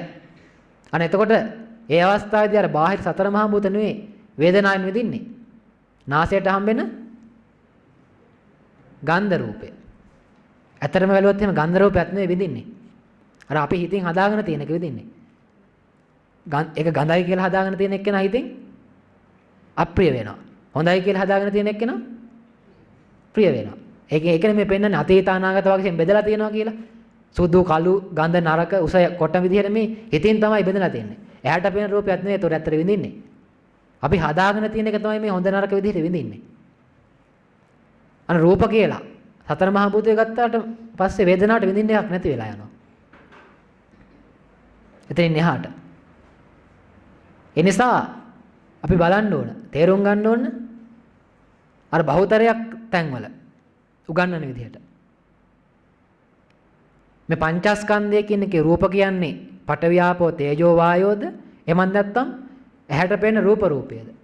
කනට ඇහෙන ශබ්ද රූපයේද? නාසයට හම්බෙන ගන්ධ රූපයේද? රස රූපයේද? පොට්ටබ්බ රූපයේද? ධම්ම රූපයේද? බාහිර සතර මහා භූතේ ප්‍රත්‍ය වෙනවා විතරයි. ප්‍රත්‍ය වෙලා ඒක උදව්වෙන් මේ රූප හටගන්නේ. ඒ රූප තමයි අපි විඳින්නේ. වේදනාවෙන් විඳිනවා. සංඥාවෙන් හඳුන ගන්නවා. සංකාරෙන් චේතනාවන් පහල කරනවා. විඥාණයෙන් සිද්ධ වෙච්ච ක්‍රියාවලිය හඳුන ගන්නවා. ඒකට පංචස්කන්ධය කියන්නේ ශරීරය හෝ නාම රූප හෝ කියලා අපිට දකින්න බෑ. සලකන්න බෑ. පංචස්කන්ධය කියනකොට ඇහැට රූපයක් පෙනෙනකොට සිද්ධ වෙන ක්‍රියාවලිය. කනට ශබ්දයක් ඇහෙනකොට වෙන ක්‍රියාවලිය. පංචස්කන්ධය කියන්නේ පුද්ගලයා වශයෙන් සැලකුවොත් පුද්ගලයා මූලික කොටගෙන ධර්මයේ දේශනා. පංචස්කන්ධය මූලික කොටගෙන ධර්මයේ දේශනා කරලා තියෙන්නේ. ස්කන්ධ පහ කියන්නේ ශනික ක්‍රියාවලියක් කියලා දැක්කොත් ඒ ක්‍රියාවලිය තුළ බුදුහාමුදුරන්ගේ සියලු ධර්මයේ දේශනා කරන්න වෙනවා. අර අභිධර්මයේ උගන්වන සතර මහා භූත ප්‍රමුඛ රූප 28 වෙනයි. ඒක ශරීරය හැදිච්ච රූප. පංචස්කන්ධයේ රූප වෙනයි. අපි අභිධර්මයේ තියෙන රූප 28යි පංචස්කන්ධයේ රූපයි කියන එක දෙකම එකක් කරගෙන තියෙනවා. අභිධර්මයේ එක වෙන ඒක ශරීරය විග්‍රහ කරන එකනේ. ශරීරය හැදිලා තියෙන්නේ එහෙම. සතර මහා භූත ප්‍රමුඛ රූප 28. පංචස්කන්ධය කියන්නේ එහෙම එකක් නෙවෙයි එතකොට. පංචස්කන්ධයේ රූප කියන්නේ රූප රූප ශබ්ද රූප කියලා මේ අරමුණු ගැටෙනකොට හම්බෙන්න දේවල්. අර බාහිර තියෙන දේ උදව් කරගෙන ඇහි පහළ වෙන, කනේ පහළ වෙන, නාසයේ පහළ වෙන රූප. දැන් මොකක්ද පංචස්කන්ධය තේරුම් ගත්තට පස්සේ කරන්න කියලා තියෙන්නේ? අන්න පංචස්කන්ධය කියන්නේ රූප කියන්නේ පඨවි ආපෝ තේජෝ වශයෙන් සැලකුවොත් එතනින් එහාට මොකක්වත් දකින්න හම්බෙන්නේ නැහැ. මුලම වැරදීනේ. අර බුදුහාමුදුරුවෝ පෙන්න ගැඹුරු අර්ථය වෙනුවට මෙන්න සරල අර්ථයක් කියලා තියෙනවා. අර්ථය විපරීත වෙලා තියෙනවා. ඒ තුල වැඩේ වෙන්නේ නැහැ. දැන් මේ පංචස්කන්ධය කොහොමද දකින්න කියලා තියෙන්නේ? නේතං මම නේතු හමස්මින් නමේසෝ වත්තා. මගේ නොවේයි, මම නොවේයි, මගේ ආත්ම නොවේයි. දැන් ත්‍රිපිටකේ බැලුවොත් එහෙම මේ මගේ නොවේයි, මම නොවේයි, මගේ ආත්ම නොවේ කියන එක සමාන වචනයක් තියෙනවා නේද? මොකක්ද? යමක් අනිත්‍ය නම් දුක් නම් අනාත්ම නම් එය මගේ මම මගේ ආත්ම වශයෙන් දැකීම සුදුසුද? සුදුසු නැහැ. අනේ යමක් අනිත්‍ය නම් දුක්ඛ නම් අනාත්ම නම් එය මගේ නොවේයි, මම නොවේයි, මගේ ආත්ම නොවේ වශයෙන් දැකිය යුතුයි. එහෙනම් මේ නේතං මම නේතෝ හමස්මින් නමේසෝ වත්තා කියන එකට සමාන පදයක් විදිහට ගන්න පුළුවන් අනිත්‍ය දුක්ඛ අනාත්ම කියන එක. දැන් අපි වර්තමානයේ බැලුවොත් එම් අපි අනිත්‍ය බලන්නේ මොකේද? එක්ක පුද්ගලයෙක්ගේ මිය යාම. නැත්තම් ඔහුගේ වයසට යාම. නැත්තම් මේ බාහිර වස්තු වල කැඩී බිඳී යාම. නැත්තම් මේ කෙස්ලොම් නියදත් වල වෙනස් වීම. මේ අනිත්‍ය හරිද වැරදිද? වැරදි? හරිද වැරදිද? වැරදි. නෑ මං කියන හරි කියලා කිව්වා.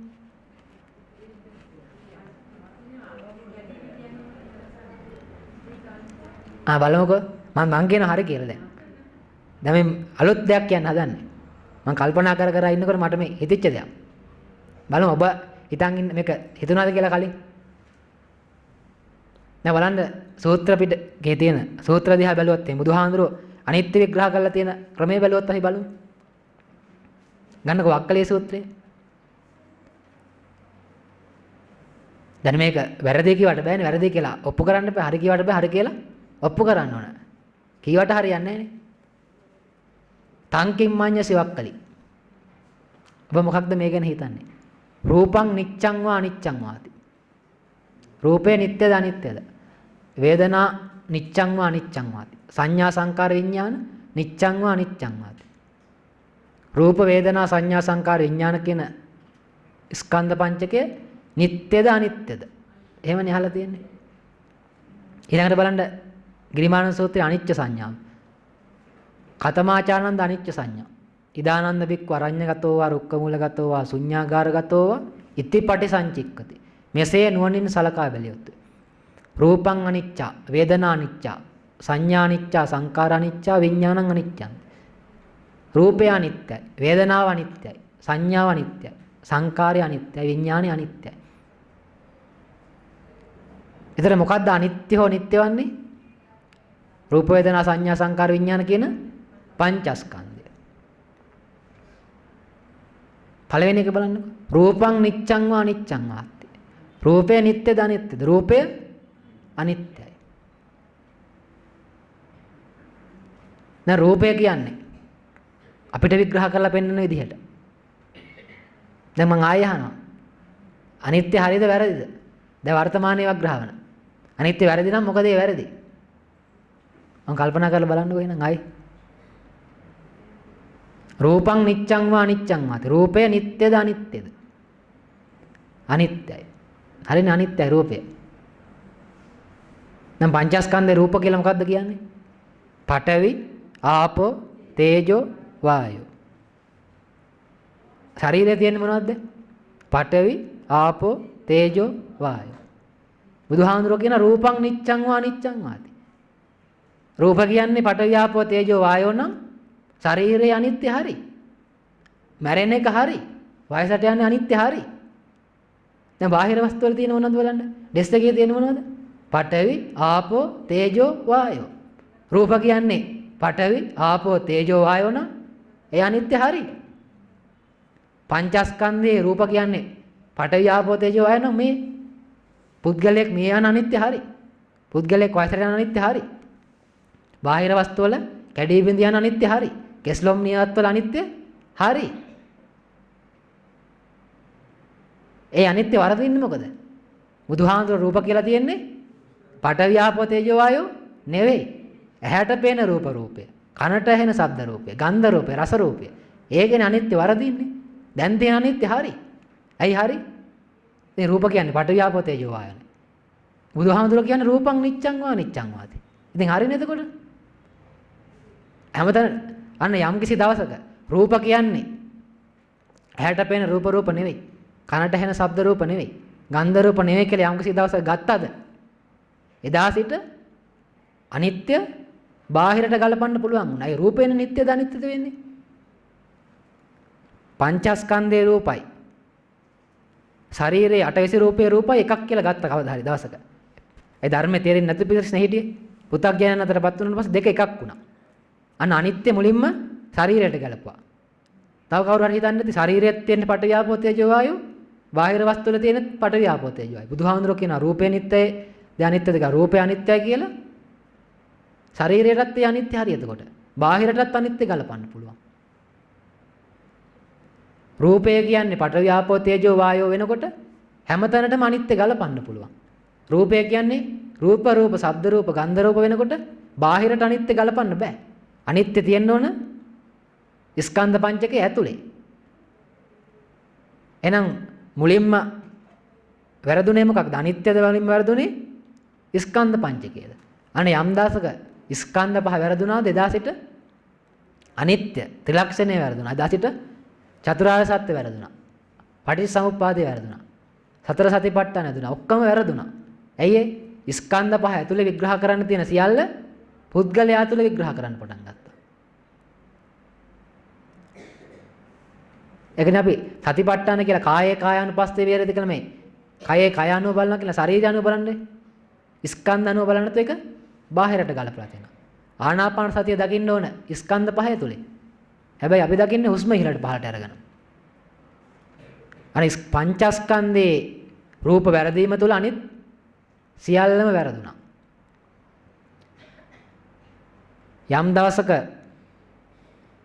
රූපය anu පඨවි ආපෝ තේජෝ වායෝ වශයෙන් ගත්තද එදා සිට මේ ස්කන්ධ පහ කියන එක ශරීරය වශයෙන් සලකන්න පටන් ගත්තා. එදා සිට ක්‍රමානුකූලව මේ ශනික ඉපදෙන මැරෙන ස්කන්ධ පහ තුල දේශනා කරලා තියෙන ධර්මය පංචස්කන්ධය කියන්නේ ශරීරය කියලා අරගෙන ශරීරය ඔස්සේ විග්‍රහ කරන්න පටන් ගත්තා. අරන ගැඹුරු ධර්මය සරලව විස්තර කරා. ලෝකෝත්තර ධර්මය ලෞකික විස්තර කරන්න පුළුවන්. ඒතොර වැඩේ වෙන්නේ නැහනේ. මේ කියන වැරද්ද තුල තමයි මේ අනිත්‍ය හරි මොකක් හරි දෙයක් සරල වෙලා අර්ථය විපරීත වෙලා. එකෙන් පෙන්වන නියමාර්ථය එන්නේ නැතුව වෙනස් සරල අර්ථ විපරීත වෙච්ච අර්ථ එන්න පටන් ගන්න තියෙන්නේ. එනිසා නিত্য සුඛාත්ම හෝ අනිත්‍ය දුක්ඛනාත්ම හෝ නේතම් මම නේතෝහමස්මින් නමේසවත්තා හෝ කියන දේවල් දකින්න ඕන ස්කන්ධ පහෙන් පිට නෙවෙයි. ඒ සියල්ලම ස්කන්ධ පහක් ඇතුළේ දකින්න ඕන. චතුරාර්ය සත්‍ය පටිච්චසමුප්පාදය. සතර සතිපට්ඨාන මේ කියන ඕනෑම දෙයක් ස්කන්ධ පහ ඇතුළේ විග්‍රහ කරන්න පුළුවන් වෙන්න ඕන. පංචස්කන්ධේ රූප වැරදුන 16ට ඒක ස්කන්ධ පහ ඇතුළේ විග්‍රහ කිරීම වෙනුවට පුද්ගලයා මූලික කොටගෙන විග්‍රහ කරන්න පටන් ගත්තා. ඒ තුල ධර්මයෙන් ලබන්න පුළුවන් සරණ පිහිට නැති වෙන්න පටන් ගත්තා. එනිසා සැබෑ අනිත්‍ය කියන්නේ මොකක්ද? මගේ නොවේ නැත්තම් දුක්ඛ කියන්නේ මම නොවේ නැත්තම් හිස් අසාර මම කරගන්න දෙයක් නැහැ. මොකක්ද මම කරගන්නේ නැත්තේ? ස්කන්ධ පංචකය. අනාත්ම මගේ ආත්මය නොවේ. ඒකට දැන් අපිට උගන්වන විදිහට ආත්ම කරගන්නේ පුද්ගලයානේ. ඒ පුද්ගලයා මූලික කරගෙන එදේ විග්‍රහ කරන්න යාම. ආත්ම කරගන්නේ නැහැ කියලා බුදුහාමුදුරුවෝ පෙන්වන්නේ ස්කන්ධ පංචකය ආත්ම කරගන්න බෑ. වර්තමානයේ පුද්ගලයා ආත්ම කරගෙන පුද්ගලයා යනවා කියලා පෙන්වන්නේ.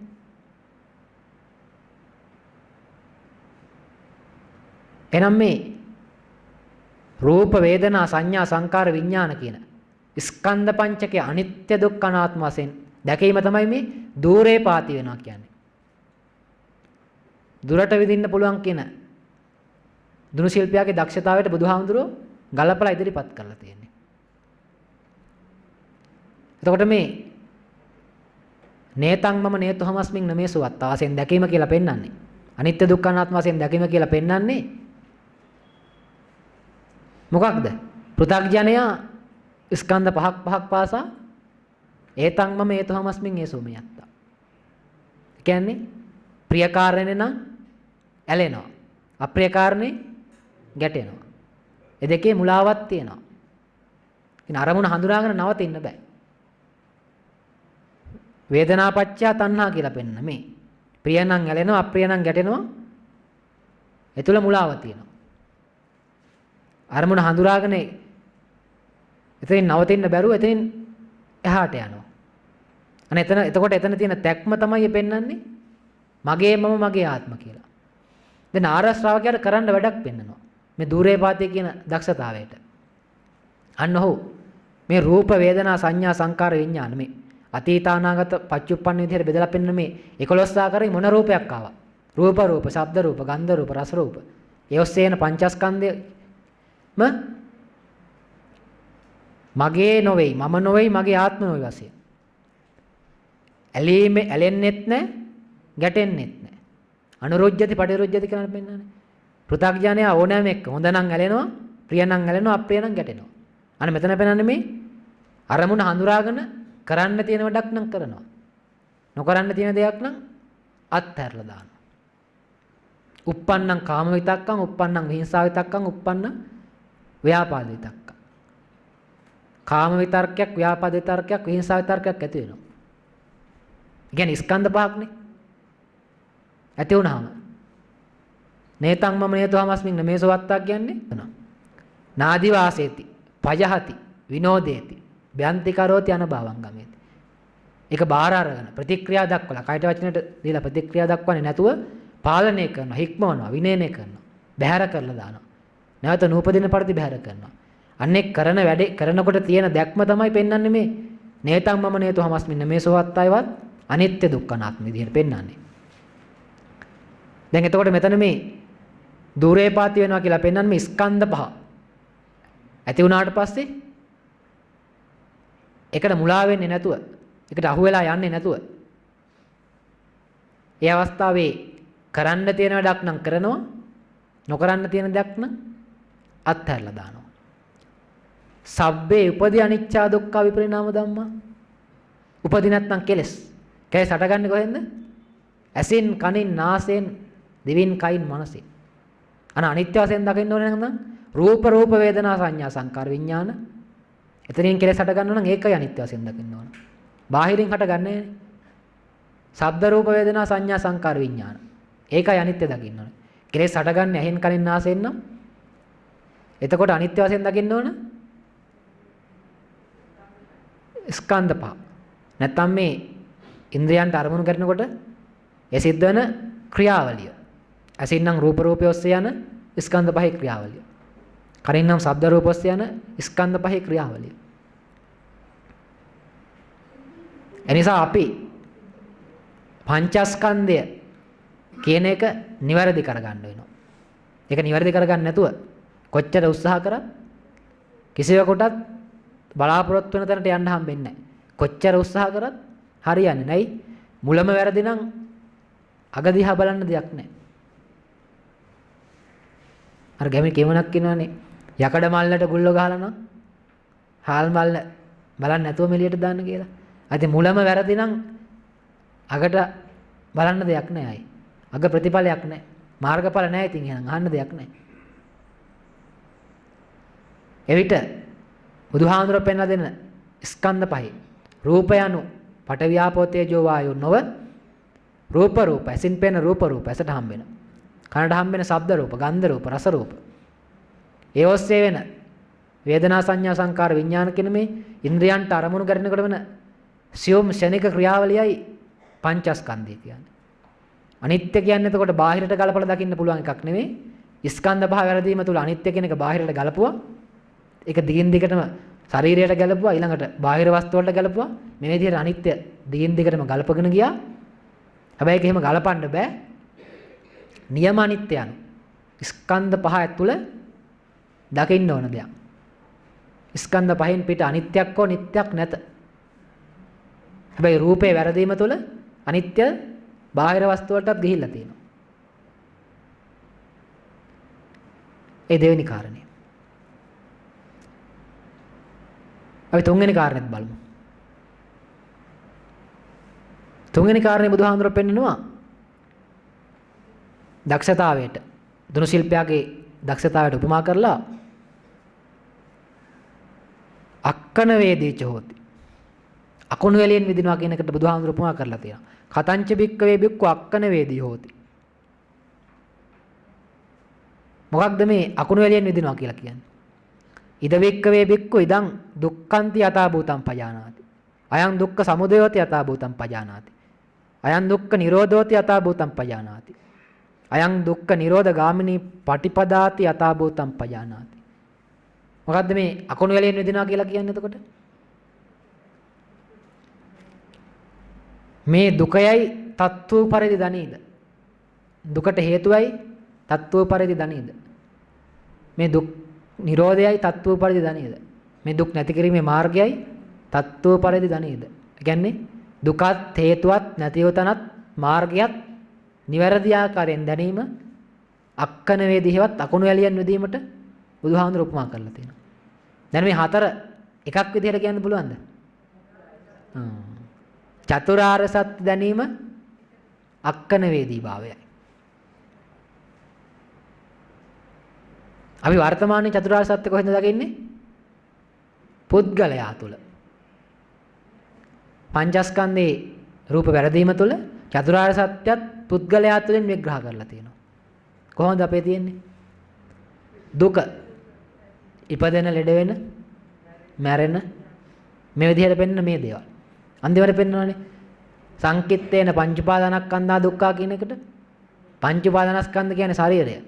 ශරීරයම දුකයි. ඔය පංච උපාදානස්කන්ධා දුක්ඛා කියලා කියන්නේ එහෙමනේ අපි. ශරීරයමයි දුක. ඒ බැලුවාම හරිනේ ඉතින්. එන්නෙත් ශරීරය. මැරෙන්නෙත් ශරීරය. ලෙඩ හැදෙන්නෙත් ශරීරය. වයසට යන්නෙත් ශරීරය. ශරීරයමයි දුක ඉතින්. එහෙම බැලුවාම හරි ඉතින් එතකොට. දුකට හේතුව තණ්හාව. මේ අපි වර්තමානයේ විග්‍රහ කරන විදිය. දුක් නැති කිරීම. දුක් නැති වූ තැන, තණ්හාව නැති තැන. දුක් නැති කිරීමේ මාර්ගය ආරෂ්ඨාංගික මාර්ගය. මේ විදිහට අපි සාමාන්‍යයෙන් වර්තමානයේ තේරුම් ගන්න තියෙනවා. හැබැයි අපි බලන්න ඕනේ බුදුහාමුදුරුවෝ පෙන්නපු ගැඹුරු අර්ථයෙන්මද කියලා. නැත්නම් මේකත් මේ විපරීත වෙච්ච පුද්ගලයාට ගලපලා දේශනා කරලා තියෙන දෙයක්ද කියලා. දැන් පළවෙනි එක බලන්නකෝ. දුක. මෙතන පෙන්නන තත්ත්ව පරිදි දනින්ද කියලා. කියන්නේ නිවැරදිව දකින්න ඕන. එහෙම වුණොත් තමයි පුළුවන්. වැරදිරක් දකින්න පුළුවන් කියලා. ඒක තේරුම එතකොට. එතකොට චතුරාර්ය සත්‍ය දකින්න ඕන ස්කන්ධ පහ තුල. එක ස්කන්ධ පහක් තුල චතුරාර්ය සත්‍යම දකින්න ඕන. දුක්ඛාර සත්‍ය විග්‍රහණ තැන්වල තියෙනවනේ. ජාති ජරා ව්‍යාධි මරණ ශෝක පරිදේව නැත්නම් පියෙහි විප්පයෝගෝ දුක්ඛෝ අප්පියෙහි සම්පයෝගෝ දුක්ඛෝ යම් පිච්ඡං නලබති තම්පි දුක්ඛං සංකිට්ඨේන පංච උපාදානස්කන්ධ. මුලින් පෙන්නනවා ඉපදීම, ලෙඩවීම, වයසට යාම, මිය යාම, කැමැති දේ නොලැබීම, ප්‍රියයන්ගෙන් වෙන්වීම, අප්‍රියයන් නායක වීම කියලා මේ පෙන්නනවා. මේ පෙන්නලා අවසානයේ පෙන්නනවා සංකිට්ඨේන පංච උපාදානස්කන්ධා දුක්ඛ. කෙටියෙන්ම කියනවනම් ඉපදීම, ලෙඩ වෙන එක, වයසට යන එක නෙමෙයි දුක.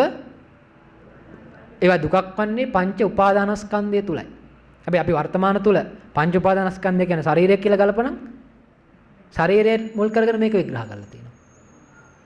දැන් අපිට මේක තේරුම් ගන්න බුදුහාමුදුරන්ගේ ජීවිතය පිළිබඳ බැලුවොත් තේරෙනවා හොඳට. මේ සංකිට්ඨේන පංච උපාදානස්කන්ධා දුක්ඛ කියන්නේ මොකද කියලා. දැන් බුදුහාමුදුරෝ අවසාන කාලේ බැලුවා.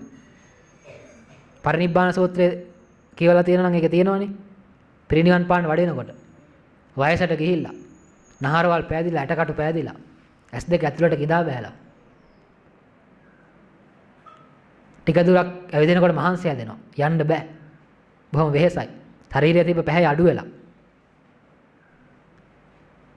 හැබැයි කිසිම අවස්ථාවක බුදුහාඳුරෝ වයසට ගියා කියලා හරි ලෙඩ හැදුනා කියලා හරි දැන් මේ පිරිනිවන් පාන්න වඩිනවා කියලා හරි එවන් නැත්තම් දාන නැතුව හිටියා නින්දා පහස වෙන හැබැයි කිසිම තැනක අපි අහලා නැහැ බුදුහාමුදුරුවෝ දුක් වුණා කියලා. බුදුහාමුදුරුවෝත් වයසට ගියා. බුදුහාමුදුරුවෝත් ඉපදුනා. බුදුහාමුදුරුවෝත් ඉපදුනා කියන එක නෑ. බුදුහාමුදුරුවෝත් වයසට ගියා. ලෙඩ හැදුනා. නින්දා පාස වින්දා. දාන්නේ නැතුව හින්දා. මේ දේවල් වුණානේ. අටලෝ දහමට ඇති කාරණා ඔක්කොම වුණා. හැබැයි බුදුහාමුදුරුවන්ගේ ජීවිත කතාව එක තැනකවත් නෑ දුක් වුණා කියලා. අන්න එතකොට දුක මේ ඉපදෙන ලෙඩ වෙන වයසට යන මැරෙන කැමති දේ නොලැබීම කෙනෙක් නෙවෙයි. පංච උපාදානස්කන්ධය තුළ බුදුහාමුදුරෝ උපාදානස්කන්ධයෙන් මිදලා උන්වහන්සේට තිබ්බේ සුද්ධ ස්කන්ධ නැත්නම් පංචස්කන්ධය. පංචස්කන්ධය තුළ මොකක්වත් දුකක් නැහැ. දුකක් වන්නේ පංච උපාදානස්කන්ධය. ඇයි ඒ? පංච උපාදානස්කන්ධයේ දැක්ම වැරදි. දැක්ම වැරදි හින්දා අපි බාහිර සිද්ධිය බාරගන්නේ. බාහිර වෙන එක නෙමෙයි දුක. ඒක බාරගත්තාමනේ පංච උපාදානස්කන්ධයේ දැක්ම වැරදි. වැරදි හින්දා අර ඉපදෙන ලෙඩ වෙන වයසට යන මැරෙන එක බාර අරන් දුක් වෙනවා. බුදුහාඳුරන්ගේ පංචස්කන්ධ දැක්ම නිවැරදි. එතකොට බාහිර කිසිවක් දුකක් වන්නේ නැහැ. අන සංකිට්ඨේන පංච උපාදානස්කන්ධා දුක්ඛ.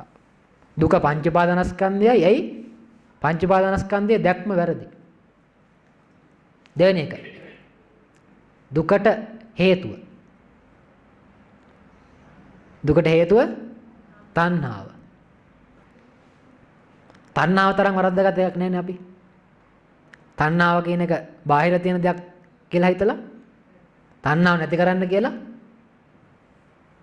පූජා කරනවා යම් යම් දේවල්. දානෙ දෙනවා. හැබැයි අපි මේ වර්තමානයේ දාන දෙන විදිහට පූජා කරනකොට තණ්හාව අඩු වෙනවද වැඩි වෙනවද?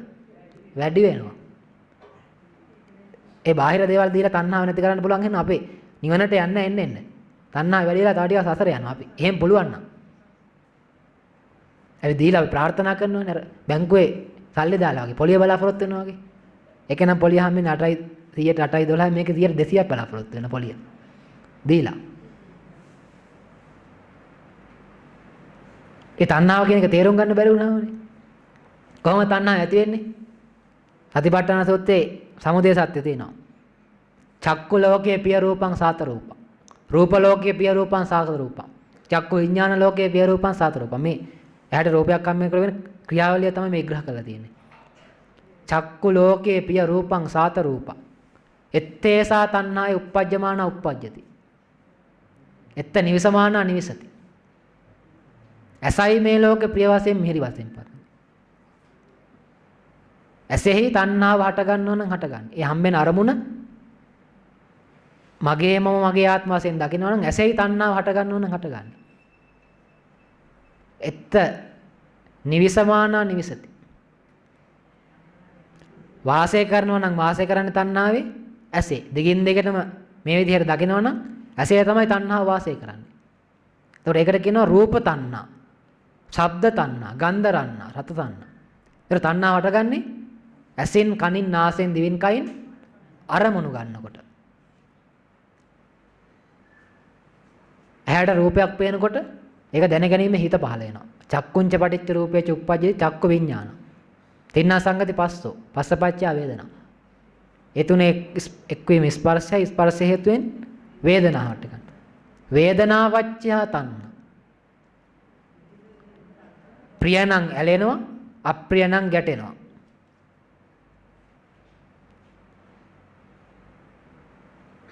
වේදනාවට තණ්හා කිරීම නැත්තම් ප්‍රිය කාරණේ ඇලීම, අප්‍රිය කාරණේ ගැටීම. දැන් අප්‍රිය කියලා ගැටෙනවා කියන්නේ මට මේක එපා, හොඳ එකක් ඕන කියලා ඒක ප්‍රාර්ථනා කිරීමන්නේ කරන්නේ. මේක ප්‍රතික්ෂේප කරලා වෙන එකක් ප්‍රාර්ථනා කරනවා. එතනත් ආයි ඇලීම. අන්න ප්‍රියකේ ඇලෙනවා නම් අප්‍රියකේ ගැටෙනවා නම් ඒක තමයි මේ තණ්හාව කියලා පෙන්නන්නේ. ඒක තණ්හාව අටගන්නේ මේ ඇහැට, කනට, නාසයට, දිවට, කයට, මනසට කියන ඒවට අරමුණු හම්බ වෙනකොට මේ වගේ මේ ඇලීම ගැටීම තුල තමයි තණ්හාව අටගන්නේ. වේදනාපච්චය තණ්හා. නැත්නම් මේ තණ්හාවට කියන සමාන පදයක් තමයි ඒතං මම හේතුහමස්මින් ඒසෝ මෙයත්ත. ඒ වේදනාපච්චය තණ්හා කියන්නේ ඒකනේ වරද්ද ගන්නවනේ, වැරදි දැක්ම. මගේ මම මගේ ආත්මයමයි තණ්හාව, තණ්හාවමයි මගේ මම මගේ ආත්ම කියන්නේ.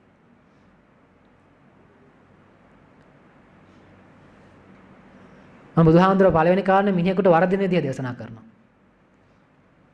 දුක්ඛාර සත්‍ය, දුක්ඛ සමුදය සත්‍ය. දුක්ඛ පංච උපාදානස්කන්ධයයි හේතුව තණ්හාවයි.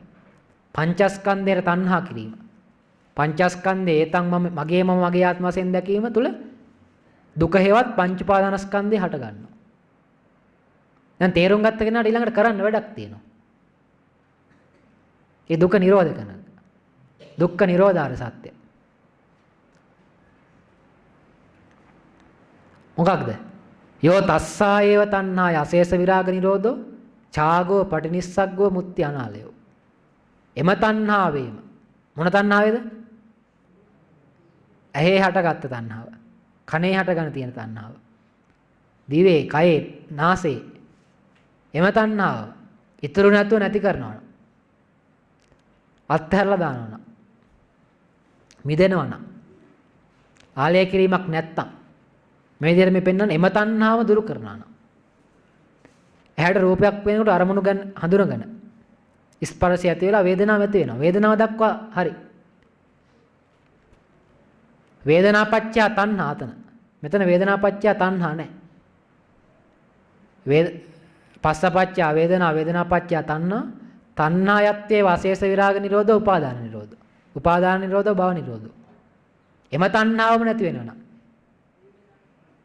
චක්කු ලෝකේ පිය රූපං සාත රූපං එත්තේසා තණ්හාය පහීයමානා පහීයති නිරුජ්ජමානා නිරුජ්ජති. නිරෝධ සත්‍ය සතිපට්ඨාන සූත්‍රයේ තියෙන්නේ. ඇහැයි මේ ලෝකේ ප්‍රිය වශයෙන් මිහිරි වශයෙන් පාතින්නේ. තණ්හාව නැති කරන්න පුළුවන් නම් පුළුවන් ඒ ඇහේදිමයි. හට ගන්නවා නම් හටගන්නේ ඇහි, වාසය කරනවා නම් වාසය කරන්නේ ඇහෙමයි. ඒක නැති කරන්න පුළුවන් තේරුම් ගත්තට පස්සේ ඇහේදිමයි. නිරුද්ධ කරන්න පුළුවනුත් ඇහෙමයි. ඒ වේදනාපච්චය තණ්හා කියලා පෙන්නන මේ. අරමුණු හඳුනා ගැනීමෙන් නවතින්නේ නැතුව ප්‍රිය කාරණේ ඇලෙන, අප්‍රිය කාරණේ ගැටෙන මාර්ගයෙන් මිදීමේ. ලෝභක්කේ නිබ්බාන, දෝසක්කේ නිබ්බාන, මෝහක්කේ නිබ්බාන. ලෝභ, දේශ, මෝහ ෂේ කිරීම නිවනයි. ඒක නිවන් දකින්න දෙන්නේ ජීවිතේ එකපාරද? ස්කන්ධ පහෙන් පහට නිවන. ලෝභ, දෝෂ, මෝහ රැස් කරන නම් ස්කන්ධ පහෙන් පහට සසර. ලෝභ, දේශ, මෝහ ස්කන්ධ පහෙන් පහට ෂේ කරන නම් ඒ නිවන. ස්කන්ධ පහෙන් පහට නිවන් දකින්න එතකොට වෙන්නේ. ඒ සඳහා මාර්ගයක් වෙන්නවා. දුක්ඛ නිරෝධගාමිනී පටිපදා මාර්ගය. අයමේව අරියෝ වට්ටංගිකෝ මග්ගෝ. ආර්ය අෂ්ටාංග මාර්ගය. වර්තමානයේ පෙන්වන්නේ ආර්ය අෂ්ටාංගික මාර්ගය නෙවෙයි අනාර්ය අෂ්ටාංගික මාර්ගය. සීල සමාධි ප්‍රඥා කියලා මේ අනාගතේ නිවන් දකින්න හදාගෙන තියෙන එකක් මේක. පුද්ගලයෙක් වශයෙන් සීල් රැකලා කය වචනේ සංවර කරන් ඉන්නවා. ඊළඟට සමත භාවනාවක් කරලා කෙලස් යට කරලා විදර්ශනා භාවනාව කරලා ප්‍රඥාව දිනු කරලා අනාගතේ නිවන් දකින්න මේක තියෙන්නේ. සීල් රැකලා භාවනා කරලා අනාගතේ නිවන් දකින්න අනාගතේ මාර්ගයක්. ඒ ධර්මයේ යටවීම තුල ඒ පුද්ගලයෙක් වශයෙන් දැකලා මේ ආර්ය අෂ්ටාංගික මාර්ගය කියන්නේ ආර්යයන්ගේ අෂ්ටාංගික මාර්ගය. ආර්යයන් අනුගමනය කරන එක. තේරුම් ගත්තට පස්සේ සෝවාන් භාවයට පත් වුණාට පස්සේ කරන්න තියෙන වැඩක් ඒක. මහා චත්තාරීස සූත්‍රයේ පෙන්නනවා සම්මා දිට්ඨි දෙකයි. සම්මා සංකප්ප දෙකයි. වාචා කම්මන්තාජීව දෙකයි. මේ විදිහට සම්මා දිට්ඨිය වඩනකොට සම්මා සතියයි සම්මා වායම ඉබේට වැඩෙනවා.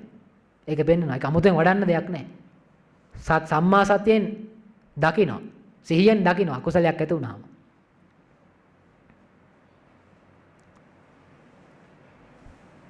ප්‍රඥාවෙන් නැත්තම් සම්මා දිට්ඨියෙන් විමසලා බලන නුවණින්.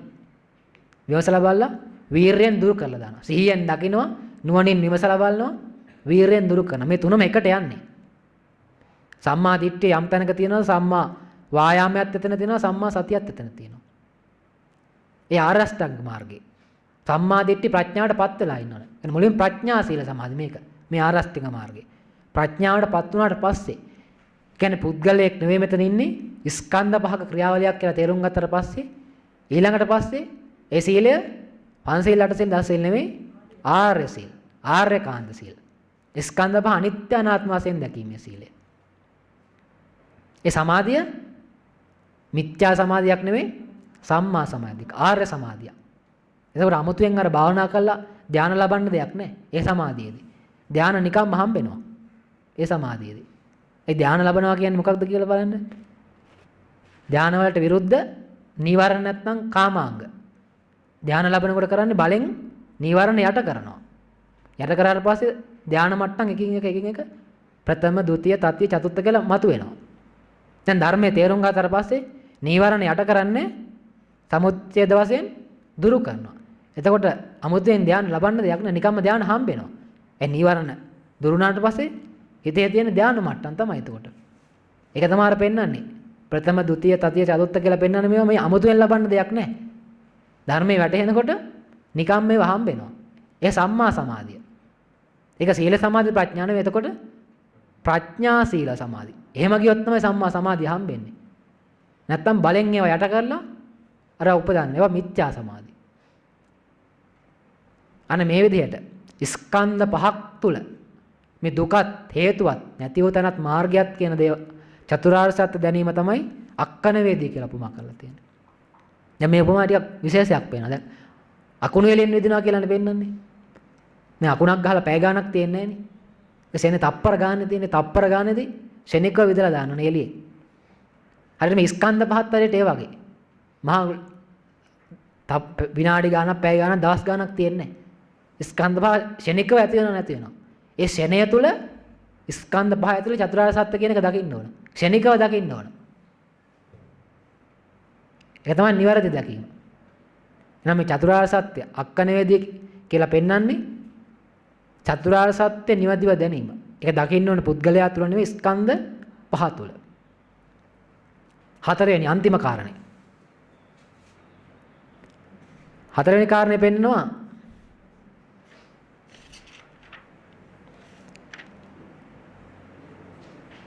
මහතෝ කායස්ස පදාලේත. මහත් වූ කය ලෝහ පට්ටයක් වැනි ඝන කය බිඳලා දානවා. නැත්නම් ඒ මහත් බලසේනාව බිඳලා දානවා. ඒ කියන්නේ මොකක්ද කියලා බුදුහාමුදුරු උපමා කරනවා. මොකක්ද මේ මහා බලසේනාවක් බිඳිනවා වගේ අමාරු වැඩේ. ඉද බික්කවේ බික්කු මහන්තං අවිජ්ජාකන්දං පදාලේති. මහත් වූ අවිද්‍යාස්කන්ධේ බිඳිනා. ඒක තමයි මේ මහා බලසේනාවක් බිඳිනවා වගේ අමාරු වැඩක් කියලා බුදුහාමුදුරු උපමා කරලා පෙන්නලා දීලා තියෙන්නේ. මොකක්ද එතකොට අවිද්‍යාව? දුකත් හේතුවත් නැතිව තැනත් මාර්ගයත් නොදැනීම. තාත් විදිහකට කියනවනම් කර්ම රැස් වෙන විදිහ සහ කර්ම ක්ෂය වෙන විදිහ නොදැනීම. ඒතර අවිද්‍යාව දකින්න ඕන කොහොමද? පුද්ගලයා තුළද ස්කන්ධ පහක් තුළද. ඒතර ජීවිතේ එකවදාද අවිද්‍යාව නැති කරන්න ඕන? නෑනේ. ස්කන්ධ පහෙන් පහට ධර්මයේ නොදන්න පෘථග්ජනයා අවිද්‍යාවට අහු වෙනවා. ධර්මයේ තේරුම් ගත්තට පස්සේ ස්කන්ධ පහෙන් පහට අවිද්‍යාව නැති කරන්න ඕන. අපිට දස සංයෝජන උගන්වන තැනවල අවිද්‍යාව තියෙන්නේ කොහොමද? අවසාන සංයෝජනයනේ. ඒක නැති වෙන්නේ එතකොට රහත් වෙනකොට. ඒක කොහොමද විග්‍රහ කරලා තියෙන්නේ? පුද්ගලයා මූලික කරන. අවසානයේ අවිද්‍යාව නැති වෙන්නේ. අනේ ස්කන්ධ පහෙන් පහට දකින්නකොට සෝවාන් භාවයට පත් වුණාට පස්සේ ධර්මයේ වැටුණාට පස්සේ ඉන්න අනතුරුව ස්කන්ධ පහෙන් පහට අවිද්‍යාව නැති කරන්න ඕන. අවිද්‍යාවට අහු වෙන්නේ නැත් ස්කන්ධ පහෙන් පහට තේරුම් ගත්තට පස්සේ නැති කරන්න ඕනත් ස්කන්ධ පහෙන් පහට. ධර්ම ශ්‍රවණය කරාට පස්සේ මේ පුද්ගලයාට වැටහෙනවා අවිද්‍යාව පත්‍ය සංඛාරා ඔස්සේ කර්ම රැස් වෙනවා. අවිද්‍යාවගතෝ යම් බික්කවේ පුරිස පුද්ගල පුඤ්ඤාංචේ සංඛාරං අபிසංකරෝති පුඤ්ඤූපගතෝ හෝති විඥාන. අපුඤ්ඤාංචේ සංඛාරං අபிසංකරෝති අපුඤ්ඤූපගතෝ හෝති විඥාන. ආනෙන්ජාංචේ සංඛාරං අபிසංකරෝති ආනෙන්ජූපගතෝ හෝති විඥාන. අවිද්‍යාව නිසා අපුඤ්ඤාභි සංස්කාර රැස් කරොත් අනාගතේ ඒ ඔස්සේ විපාක සකස් වෙනවා. පුඤ්ඤාභි සංස්කාර රැස් කරොත් අනාගතේ ඒ ඔස්සේ විපාක සකස් වෙනවා. ආනෙන්ජාභි සංස්කාර රැස් කරොත් අනාගතේ ඒ ඔස්සේ රැස් වෙනවා. පවට වඩා පින හොඳයි, පිනට වඩා ධානය හොඳයි. එකකට එකක් වඩා හොඳයි. හැබැයි අවිද්‍යාව තුල අවිද්‍යාපච්චය සංකාරණ අවසානයේ තියෙනවා ඒව මේ තස්ස කේවලස්ස දුක්ඛක්ඛන්දස්ස සමිදේ හොති. මෙයයි දුකේ හට ගැනීම. මොන දුකේද? සංකිට්ඨේන පංච උපාදානස්කන්ධා දුක්ඛ. අවිද්‍යාපච්චය සංකාර ඔස්සේ කොච්චර හොඳ වුණත් පින හොඳයි, ධානය හොඳයි ඊට වඩා. හැබැයි පංච උපාදානස්කන්ධේ නැමැති වැරදි දැක්ම තුල ඉන්න හින්දා ඒ කොච්චර හොඳ වුණත් ඒකත් පංච උපාදානස්කන්ධේ නැමැති දුක මත පිහිටා තිබෙන්නේ. යංකින්චි දුක්ඛං සම්භවති සබ්බං සංඛාර පච්චය සංඛාරංච නිරෝධේන නත්ති දුක්ඛස්ස සම්භව. අපට යම් කිසි දුකක් හට ගන්නවන හටගන්නේ සංඛාර නිසා. එක්ක අපුඤ්ඤාභි එක්ක පුඤ්ඤාභි එක්ක ආනෙන්ජාභි ඕන එකක් තුල. ඒ හට ගන්න දුක අපිට මේ දුක්ඛ විදිහට පෙනෙන මේ සාමාන්‍ය දුක නෙමෙයි පංච උපාදානස්කන්ධය නෙමෙති දුක. අන ධර්ම ශ්‍රවණයෙන් මේක වැටහෙනවා. ඒ වැටෙනවට මොකද්ද කියන්නේ? මොකද්ද කියන්නේ වැටෙනවට? යමෙකුට එහෙම වැටුණොත් ඔහු සෝවාන් වෙනවා.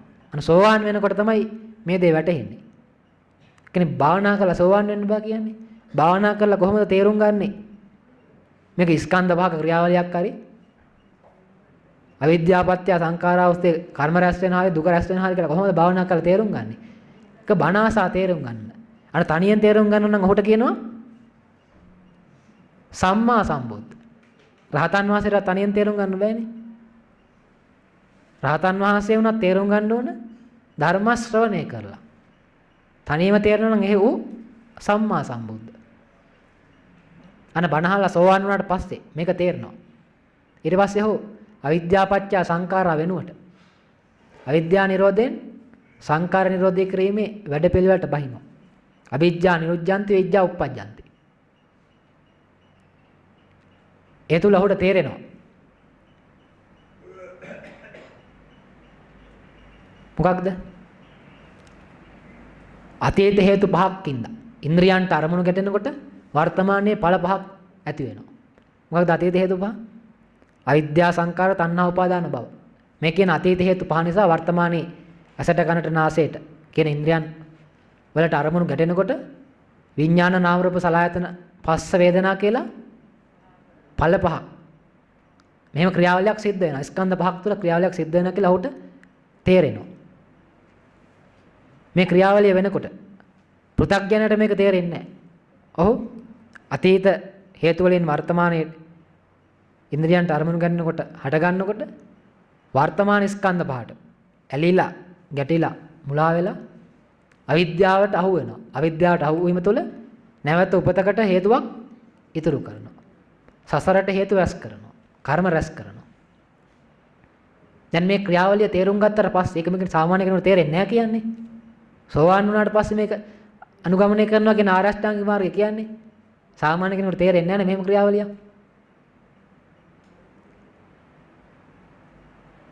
ඔහුට මේ ක්‍රියාවලිය තේරුණාට පස්සේ අන ධර්මයේ තේරුම් ගත්ත පුද්ගලයා අතීත හේතු වලින් වර්තමානයේ හට ගන්නවා. හටගත්තට පස්සේ ඔහු ඒ වර්තමාන ස්කන්ධ පහට වේදනාවට තණ්හා කරන නැත්නම් ඒකට මුලා වෙලා අනාගතයට හේතු ඉතුරු කරන්නේ නැහැ. අවිද්‍යාවට අහු වෙන්නේ නැහැ. ඔව් අවිද්‍යාව නිරෝධයෙන් සංකාර නිරෝධය කරනවා. වේදනාපච්චය තණ්හා දක්වා යන්නේ නැහැ. දැනකොට මේකටම නේද භාවනා කරනවා කියන්නේ. ඉන්ද්‍රිය භාවනා සූත්‍රය. ඇස් අරගෙන කරන භාවනාව කියලා පෙන්වන්නේ මේ. uppajjati manapam uppajjati amanapam uppajjati manapamanapam. මනාපයක් ඉපදුනා නම් අමනාපයක් ඉපදුනා නම් මනාපමනාපයක් ඉපදුනා නම්. කියන්නේ ලෝභයක්, දේශයක්, මෝහයක් ඉපදුනා නම්. ඒක දැකලා දුරු කරන එක නේ පෙන්වන්නේ ඉන්ද්‍රිය භාවනා සූත්‍රය. තංචකෝ සංකතං ඕලාරිකං පටිච්චසමුප්පන්න. මේ විදිහට දැකලා ඒ ඇති වෙච්ච එක දුරු කිරීම. එතකොට පෘථග්ජනයාට ස්කන්ධ පහෙන් පහට අවිද්‍යාව රැස් වෙනවා. තේරුම් ගත්තාට පස්සේ ස්කන්ධ පහෙන් පහට අවිද්‍යාව දුරු කරනවා. uppannam kama vitakkam uppannam vihinsa vitakkam uppannam vyapada vitakkam. adivaseti na pajahati na vinodeti na byanti karoti na anabhavangameti. එතන තියෙන්නේ මොකක්ද? මොකක්ද තියෙන්නේ? අවිද්‍යාව. කාම විතර්ක ව්‍යාපාද විතර්ක විහිංසාව විතර්ක ඇතුණාට ඒවට අහු වෙලා කයට වචනයට දීලා ප්‍රතික්‍රියා දක්වනවා නම් ඒ අවිද්‍යාව තියෙන්නේ එතන. නොදැනීම එක පාලනය කිරීමේ ක්‍රමය දන්නේ නැහැ. අවිද්‍යාව. uppannam කාම ව්‍යාපාද විහිංසාව විතක්ක. ඇතුණාට පස්සේ අදිවාසේති පජහති. නාදිවාසේති පජහති. විනෝදේති බ්‍යන්ති කරෝති අනුභවං ආති. ඒක බාහිරනම් ප්‍රතික්‍රියා දක්වන්නේ නැත්තම් දුරු කරනවා නම් ප්‍රහාණය කරනවා නම් ඒ විද්‍යාව. අනේතකොට ජීවිතේ එකපාරක් නෙවෙයි අවිද්‍යාව දුරු කරන්න තියෙන්නේ. අවිද්‍යා ස්කන්ධෙ බිඳිනවා කියලා මෙතන පෙන්වන්නේ මේ මහා සේනාවක් බිඳිනවා වගේ අමාරු වැඩක්. මේක තේරුම් අරගෙන ස්කන්ධ පහෙන් පහට ක්‍රමානුකූලව අවිද්‍යාව බිඳින්න තියෙන්නේ. ඒකට ධර්මය ශ්‍රවණය කළා එක තේරුම් ගන්න වෙනවා.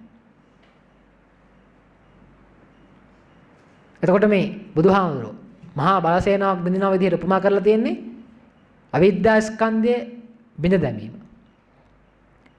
නැගෙන බලන්න කාරණා හතර මොකක්ද කියලා. පළවෙනි එක. ඨාන කුසලෝච හොති. විදින ස්ථානයේ දක්ෂ වීම. මොකක්ද උපමා කරලා තියෙන එකට? සිල්වත් වීම. ඒ සීලය කියන්නේ ආර්යකාන්ත සීලය. පංචශීල අටශීල දසශීල විදිහට පෙන්න මේ අනාර්ය සීල නෙවෙයි. ස්කන්ධ පහ අනිත්‍ය අනාත්ම වශයෙන් දැකීම. ස්කන්ධ පහ සංවර කිරීමේ සීලය. දෙවෙනි එක. දූරේ පාතිච හොති. දුරට විදිනවා. ඒකනේ මොකක්ද උපමා කරලා තියෙන්නේ? රූප වේදනා සංඥා සංකාර විඥාන කියන ස්කන්ධ පංචකය නේතං මම නේතු හමස්මින් නේසෝ මේ අත්තා වශයෙන් මගේ නොවේයි මම නොවේයි මගේ ආත්ම නොවේ වශයෙන් දැකීම. එවිට පංචස්කන්ධය anu ශරීරය හෝ නාම රූප හෝ රූපය anu පඨ ව්‍යාපෝ තේජෝ වායෝ හෝ නොවේ. පංචස්කන්ධේ රූපය anu ඇහැට පෙනෙන රූප ශබ්ද රූප, ගන්ධ රූප, රස රූප, පොට්ටබ්බ රූප, ධම්ම රූප. වේදනාවෙන්නේ රූපේ හඳුනනවා. සංඥාවෙන් වේදනාවෙන් මිදෙනවා. සංඥාවෙන් හඳුනනවා. සංකාරයෙන් චේතනාවන් පහළ කරනවා. විඥානෙන්නේ ක්‍රියාවලිය හඳුනනවා. ඒතර පංචස්කන්ධය anu ශරීරයක් නොව ශනික ඉපදී මැරෙන ශනික ක්‍රියාවලිය. ඒතකොට අනිත්‍ය නැත්තම් නේතම් මම නේතු හමස්මින් නෙමේසු අත්ත වශයෙන් දැකීම හෙවත් අනිත්‍ය දුක්ඛ අනාත්ම වශයෙන් දැකීම යනු බාහිර වස්තුවල හෝ පුද්ගලයෙක් තුල හෝ දකින්න තියෙන දෙයක් නෙවෙයි. ඒක ස්කන්ධ පහක් තුල දකින්න ඕන. යම් කිසි දවසක රූප පංචස්කන්ධේ රූප වැරදුනා ඒ තුල අනිත්‍ය කියන එක බාහිරට ගැලපුවා.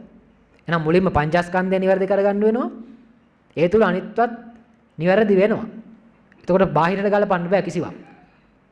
එතකොට ස්කන්ධ පහ කියන මේ ශනික ක්‍රියාවලියට ගලපන්න වෙනවා එතකොට. නිසා ඒක නිවැරදි කරගන්න වෙනවා. තුන්වෙනි එක අක්කන වේදීච හොති. අකුණු එළියෙන් විදිනවා කියන්නේ මොකක්ද? අකුණු එළියෙන් විදිනවා කියන්නේ දුකත් හේතුවත් නැතිවතනත් මාර්ගයක් තියෙන චතුරාර්ය සත්‍ය නිවැරදිව දැන ගැනීම. එතකොට චතුරාර්ය සත්‍ය දකින්න ඕන පුද්ගලයෙක් තුල නොව එක ස්කන්ධ පහක් තුල. හතරවෙනි එක මහතෝ කායස්ස පදාලේත. මහත් වූ කය බිඳ හෙලන්නේ වේද. මහා බලසේනාවක් බිඳිනවා කියලා පෙන්වන්නේ අවිද්‍යා ස්කන්ධය බිඳ දැමීම. අවිද්‍යාව දුරු කිරීම. එතකොට අවිද්‍යාව දුරු කරන්න තියෙන ජීවිතයට එක වතාවක් නෙවෙයි ස්කන්ධ පහෙන් පහට. ස්කන්ධ පහ තුල අවිද්‍යාව දකින්න ඕන දුරු කරන්න ඕන. කර්ම රැස් නොකර කර්ම ක්ෂය කරන්න ඕන. ඒක තමයි අවිද්‍යාව පලනවා නැත්නම් අවිද්‍යාව ස්කන්ධය පලනවා නැත්නම් අවිද්‍යාව දුරු කරනවා කියන්නේ. අනේ යමෙක් මේ විදිහට දකිනවා නම් මේ විදිහට ගැඹුරු අර්ථයෙන්ම තේරුම් ගන්නව නම් තමයි මේ බුදුහාමුදුරුවෝ මෙතන පෙන්නලා තියෙන්නේ. ඉමේහිකෝ බික්කවේ චතුහි ධම්මේ සමන්නාගතෝ බික්ඛු ආහුනේයෝ හෝති පාහුනේයෝ දක්ඛිනේයෝ අංජලි කරණීයෝ අනුත්තරම් පුඤ්ඤක්කෙත්තං ලෝකස්සාති. අන්න මේ විදිහට මේ ගැඹුරු විදිහටම දකිනවා නම් ඔහු ආහුනේය පාහුනේය දක්ඛිනේය අංජලි කරණීය අනුත්තරම් පුඤ්ඤක්කෙත්ත කියන මේ සංඝ ගුණ වලින් යුක්ත වෙනවා. නැත්තම් ඒ තේරුම් ගත්ත පුද්ගලයා ආර්ය සංඝ භාවයටපත් වෙනවා. මාර්ගඵල පිළිවෙලින් නිවන් දකිනවා. එහෙනම් අපි මේ කාරණා තේරුම් ගන්න ඕන බුදුහාමුදුරුවෝ පෙන්නපු ගැඹුරු ලෝකෝත්තර ශූන්‍යතාවෙන් යුක්ත අර්ථය. ඒ අර්ථයෙන් පරිබාහිරව සරලව ලෞකික අර්ථ වලින් තේරුම් ගන්න කිව්වොත් බුදුහාමුදුරුවෝ පෙන්නපු වැඩේ වෙන්නේ නැහැ. කියපු දේ වෙන්නේ නැහැ. ඒ කියපු දේ ප්‍රායෝගිකව පිළිපදින්න බැරුව යනවා. එතකොට සමාජයෙන් ප්‍රතිඵල ලබා ගන්න අය නැති වෙලා යනවා. ඒක පිළිපදින දහමක් වෙනකොට අදහන ආගමක් බවට පත් වෙනවා. ඒ නිසා මට අද ඔබට පෙන්වන්න ඕනේ බුදුහාමුදුරුවෝ යම්කිසි ධර්මයක් දේශනා කරා මිනිසුන්ගේ සැනසීම පිණිස. ඒක කටපාඩමින් එනකොට ක්‍රමානුකූලව ඇවිල්ලා ඒක ධර්මයේ තේරුම් ගත්තේ නැති පෘථග්ජනයන් අතරපත් වෙනවා. අනුපුබ්බේන පුතුජනගත. ක්‍රමයන් පෘථග්ජනයන් අතරපත් වුණාම බුදුහාමුදුරුවෝ දේශනා කරපු අකුරුම අරගෙන බුදුහාමුදුරුවෝ දේශනා කරපු වචනම අරගෙන බුදුහාමුදුරුවෝ දේශනා කරපු සූත්‍රම අරගෙන බුදුහාමුදුරුවෝ පෙන්නපු ගැඹුරු ලෝකෝත්තර නිවැරදි අර්ථය වෙනුවට සරල විපරීත වෙච්ච ලෞකික අර්ථ වලින් ඒවා විග්‍රහ වෙනවා. ඒ විග්‍රහ කිරීම තුළ වෙන්න ඕන වැඩේ වෙන්නේ නැහැ. ඒ නිසා අපි ධර්ම ශ්‍රවණය කිරීමෙන් නිවැරදි ධර්මෙම වටහා ගන්න වෙනවා. නිවැරදි ධර්මෙ වටහා ගන්නේ නැතුව කොච්චර උත්සාහ කරත් වැඩේ හරියන්නේ නැහැ. ඒ වැඩේ හරියන්නේ නැතුව තමයි එනකොට තමයි අපිට අනාගතේ නිවන් දකින්න හදන්නේ. මෛත්‍රී බුදුහාමුදුරුවෝ දැකලා නිවන් දකින්න හදන්නේ. ඒ ප්‍රතිඵල නැහැනේ.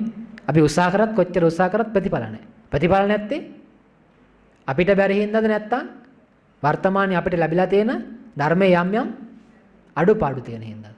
අපිට බැරි හින්දාද ධර්මයේ වර්තමාන ධර්මයේ යම් යම් අඩුපාඩු තියෙන හින්දාද? මේ පිළිබඳ අපි විමසලා බලන්න ඕන. හොඳින් කල්පනා කරලා බලන්න ඕන. බුදුහාමුදුරුවෝ ධර්මයේ දේශනා කරලා තියෙන්නේ වර්තමානයේ ජීවත් වෙන පුද්ගලයන්ගේ ප්‍රශ්න විසඳ ගන්න. වර්තමානයට ගැලපෙන දෙයක් ඒක. සන්දිට්ඨික අකාලික. සන්දිට්ඨික අකාලික ධර්මය මේ විදිහට අර්ථ විපරීත වෙලා සරල ලෞකික වෙන්න ගත්තාම ඒකත් වෙනත් ආගම් වලට සමාන වෙන්න. ඒ කියන්නේ අපිට වර්තමානයේ අහන්න හම්බෙන්නේ සර්වාගම් කියලා. නේ ඔක්කොම ආගම් එකයි. වර්තමානයේ බැලුවොත් එහෙම හරියට. අනිත් ආගම් වලින් කරන වැඩේම තමයි බුදුදහමනුත් වෙන්නේ. ආගමෙන්නේ ඉතින්. මේකෙත් අදහදා ඉන්නවා, පුද පූජා කර කර ඉන්නවා, වන්දනාමාන කර කර ඉන්නවා. අර වගේත් ඒවා ටිකම කරන් ඉන්න. නේද? ඔක්කොම ආගම් සමානයි. ඒ සමාන වෙන්නේ අර බුදුහාමුදුරුවෝ පෙන්නපු ගැඹුරු ප්‍රායෝගිකව අනුගමනය කරන්න පුළුවන් ධර්මයේ යට වෙලා එක දර්ශනයක් ප්‍රතිපදාවක් වෙනුවට අදහන ආගමක් බවට පත් වී. එනිසා ඔබ මේ පිළිබඳ තවදුරටත් කල්පනා කරලා බලන්න. නුවණින් විමසා බලන්න. ඒ කල්පනා කරලා බැලීම, විමසා බැලීම ඔබගේ ධර්මය වටහා ගැනීමේ මාර්ගය වීම. ඒ ධර්ම මාර්ගය ඔබට යම්කිසි දවසක වටහා ගන්න අවබෝධ කර ගන්න පුළුවන් වුණොත්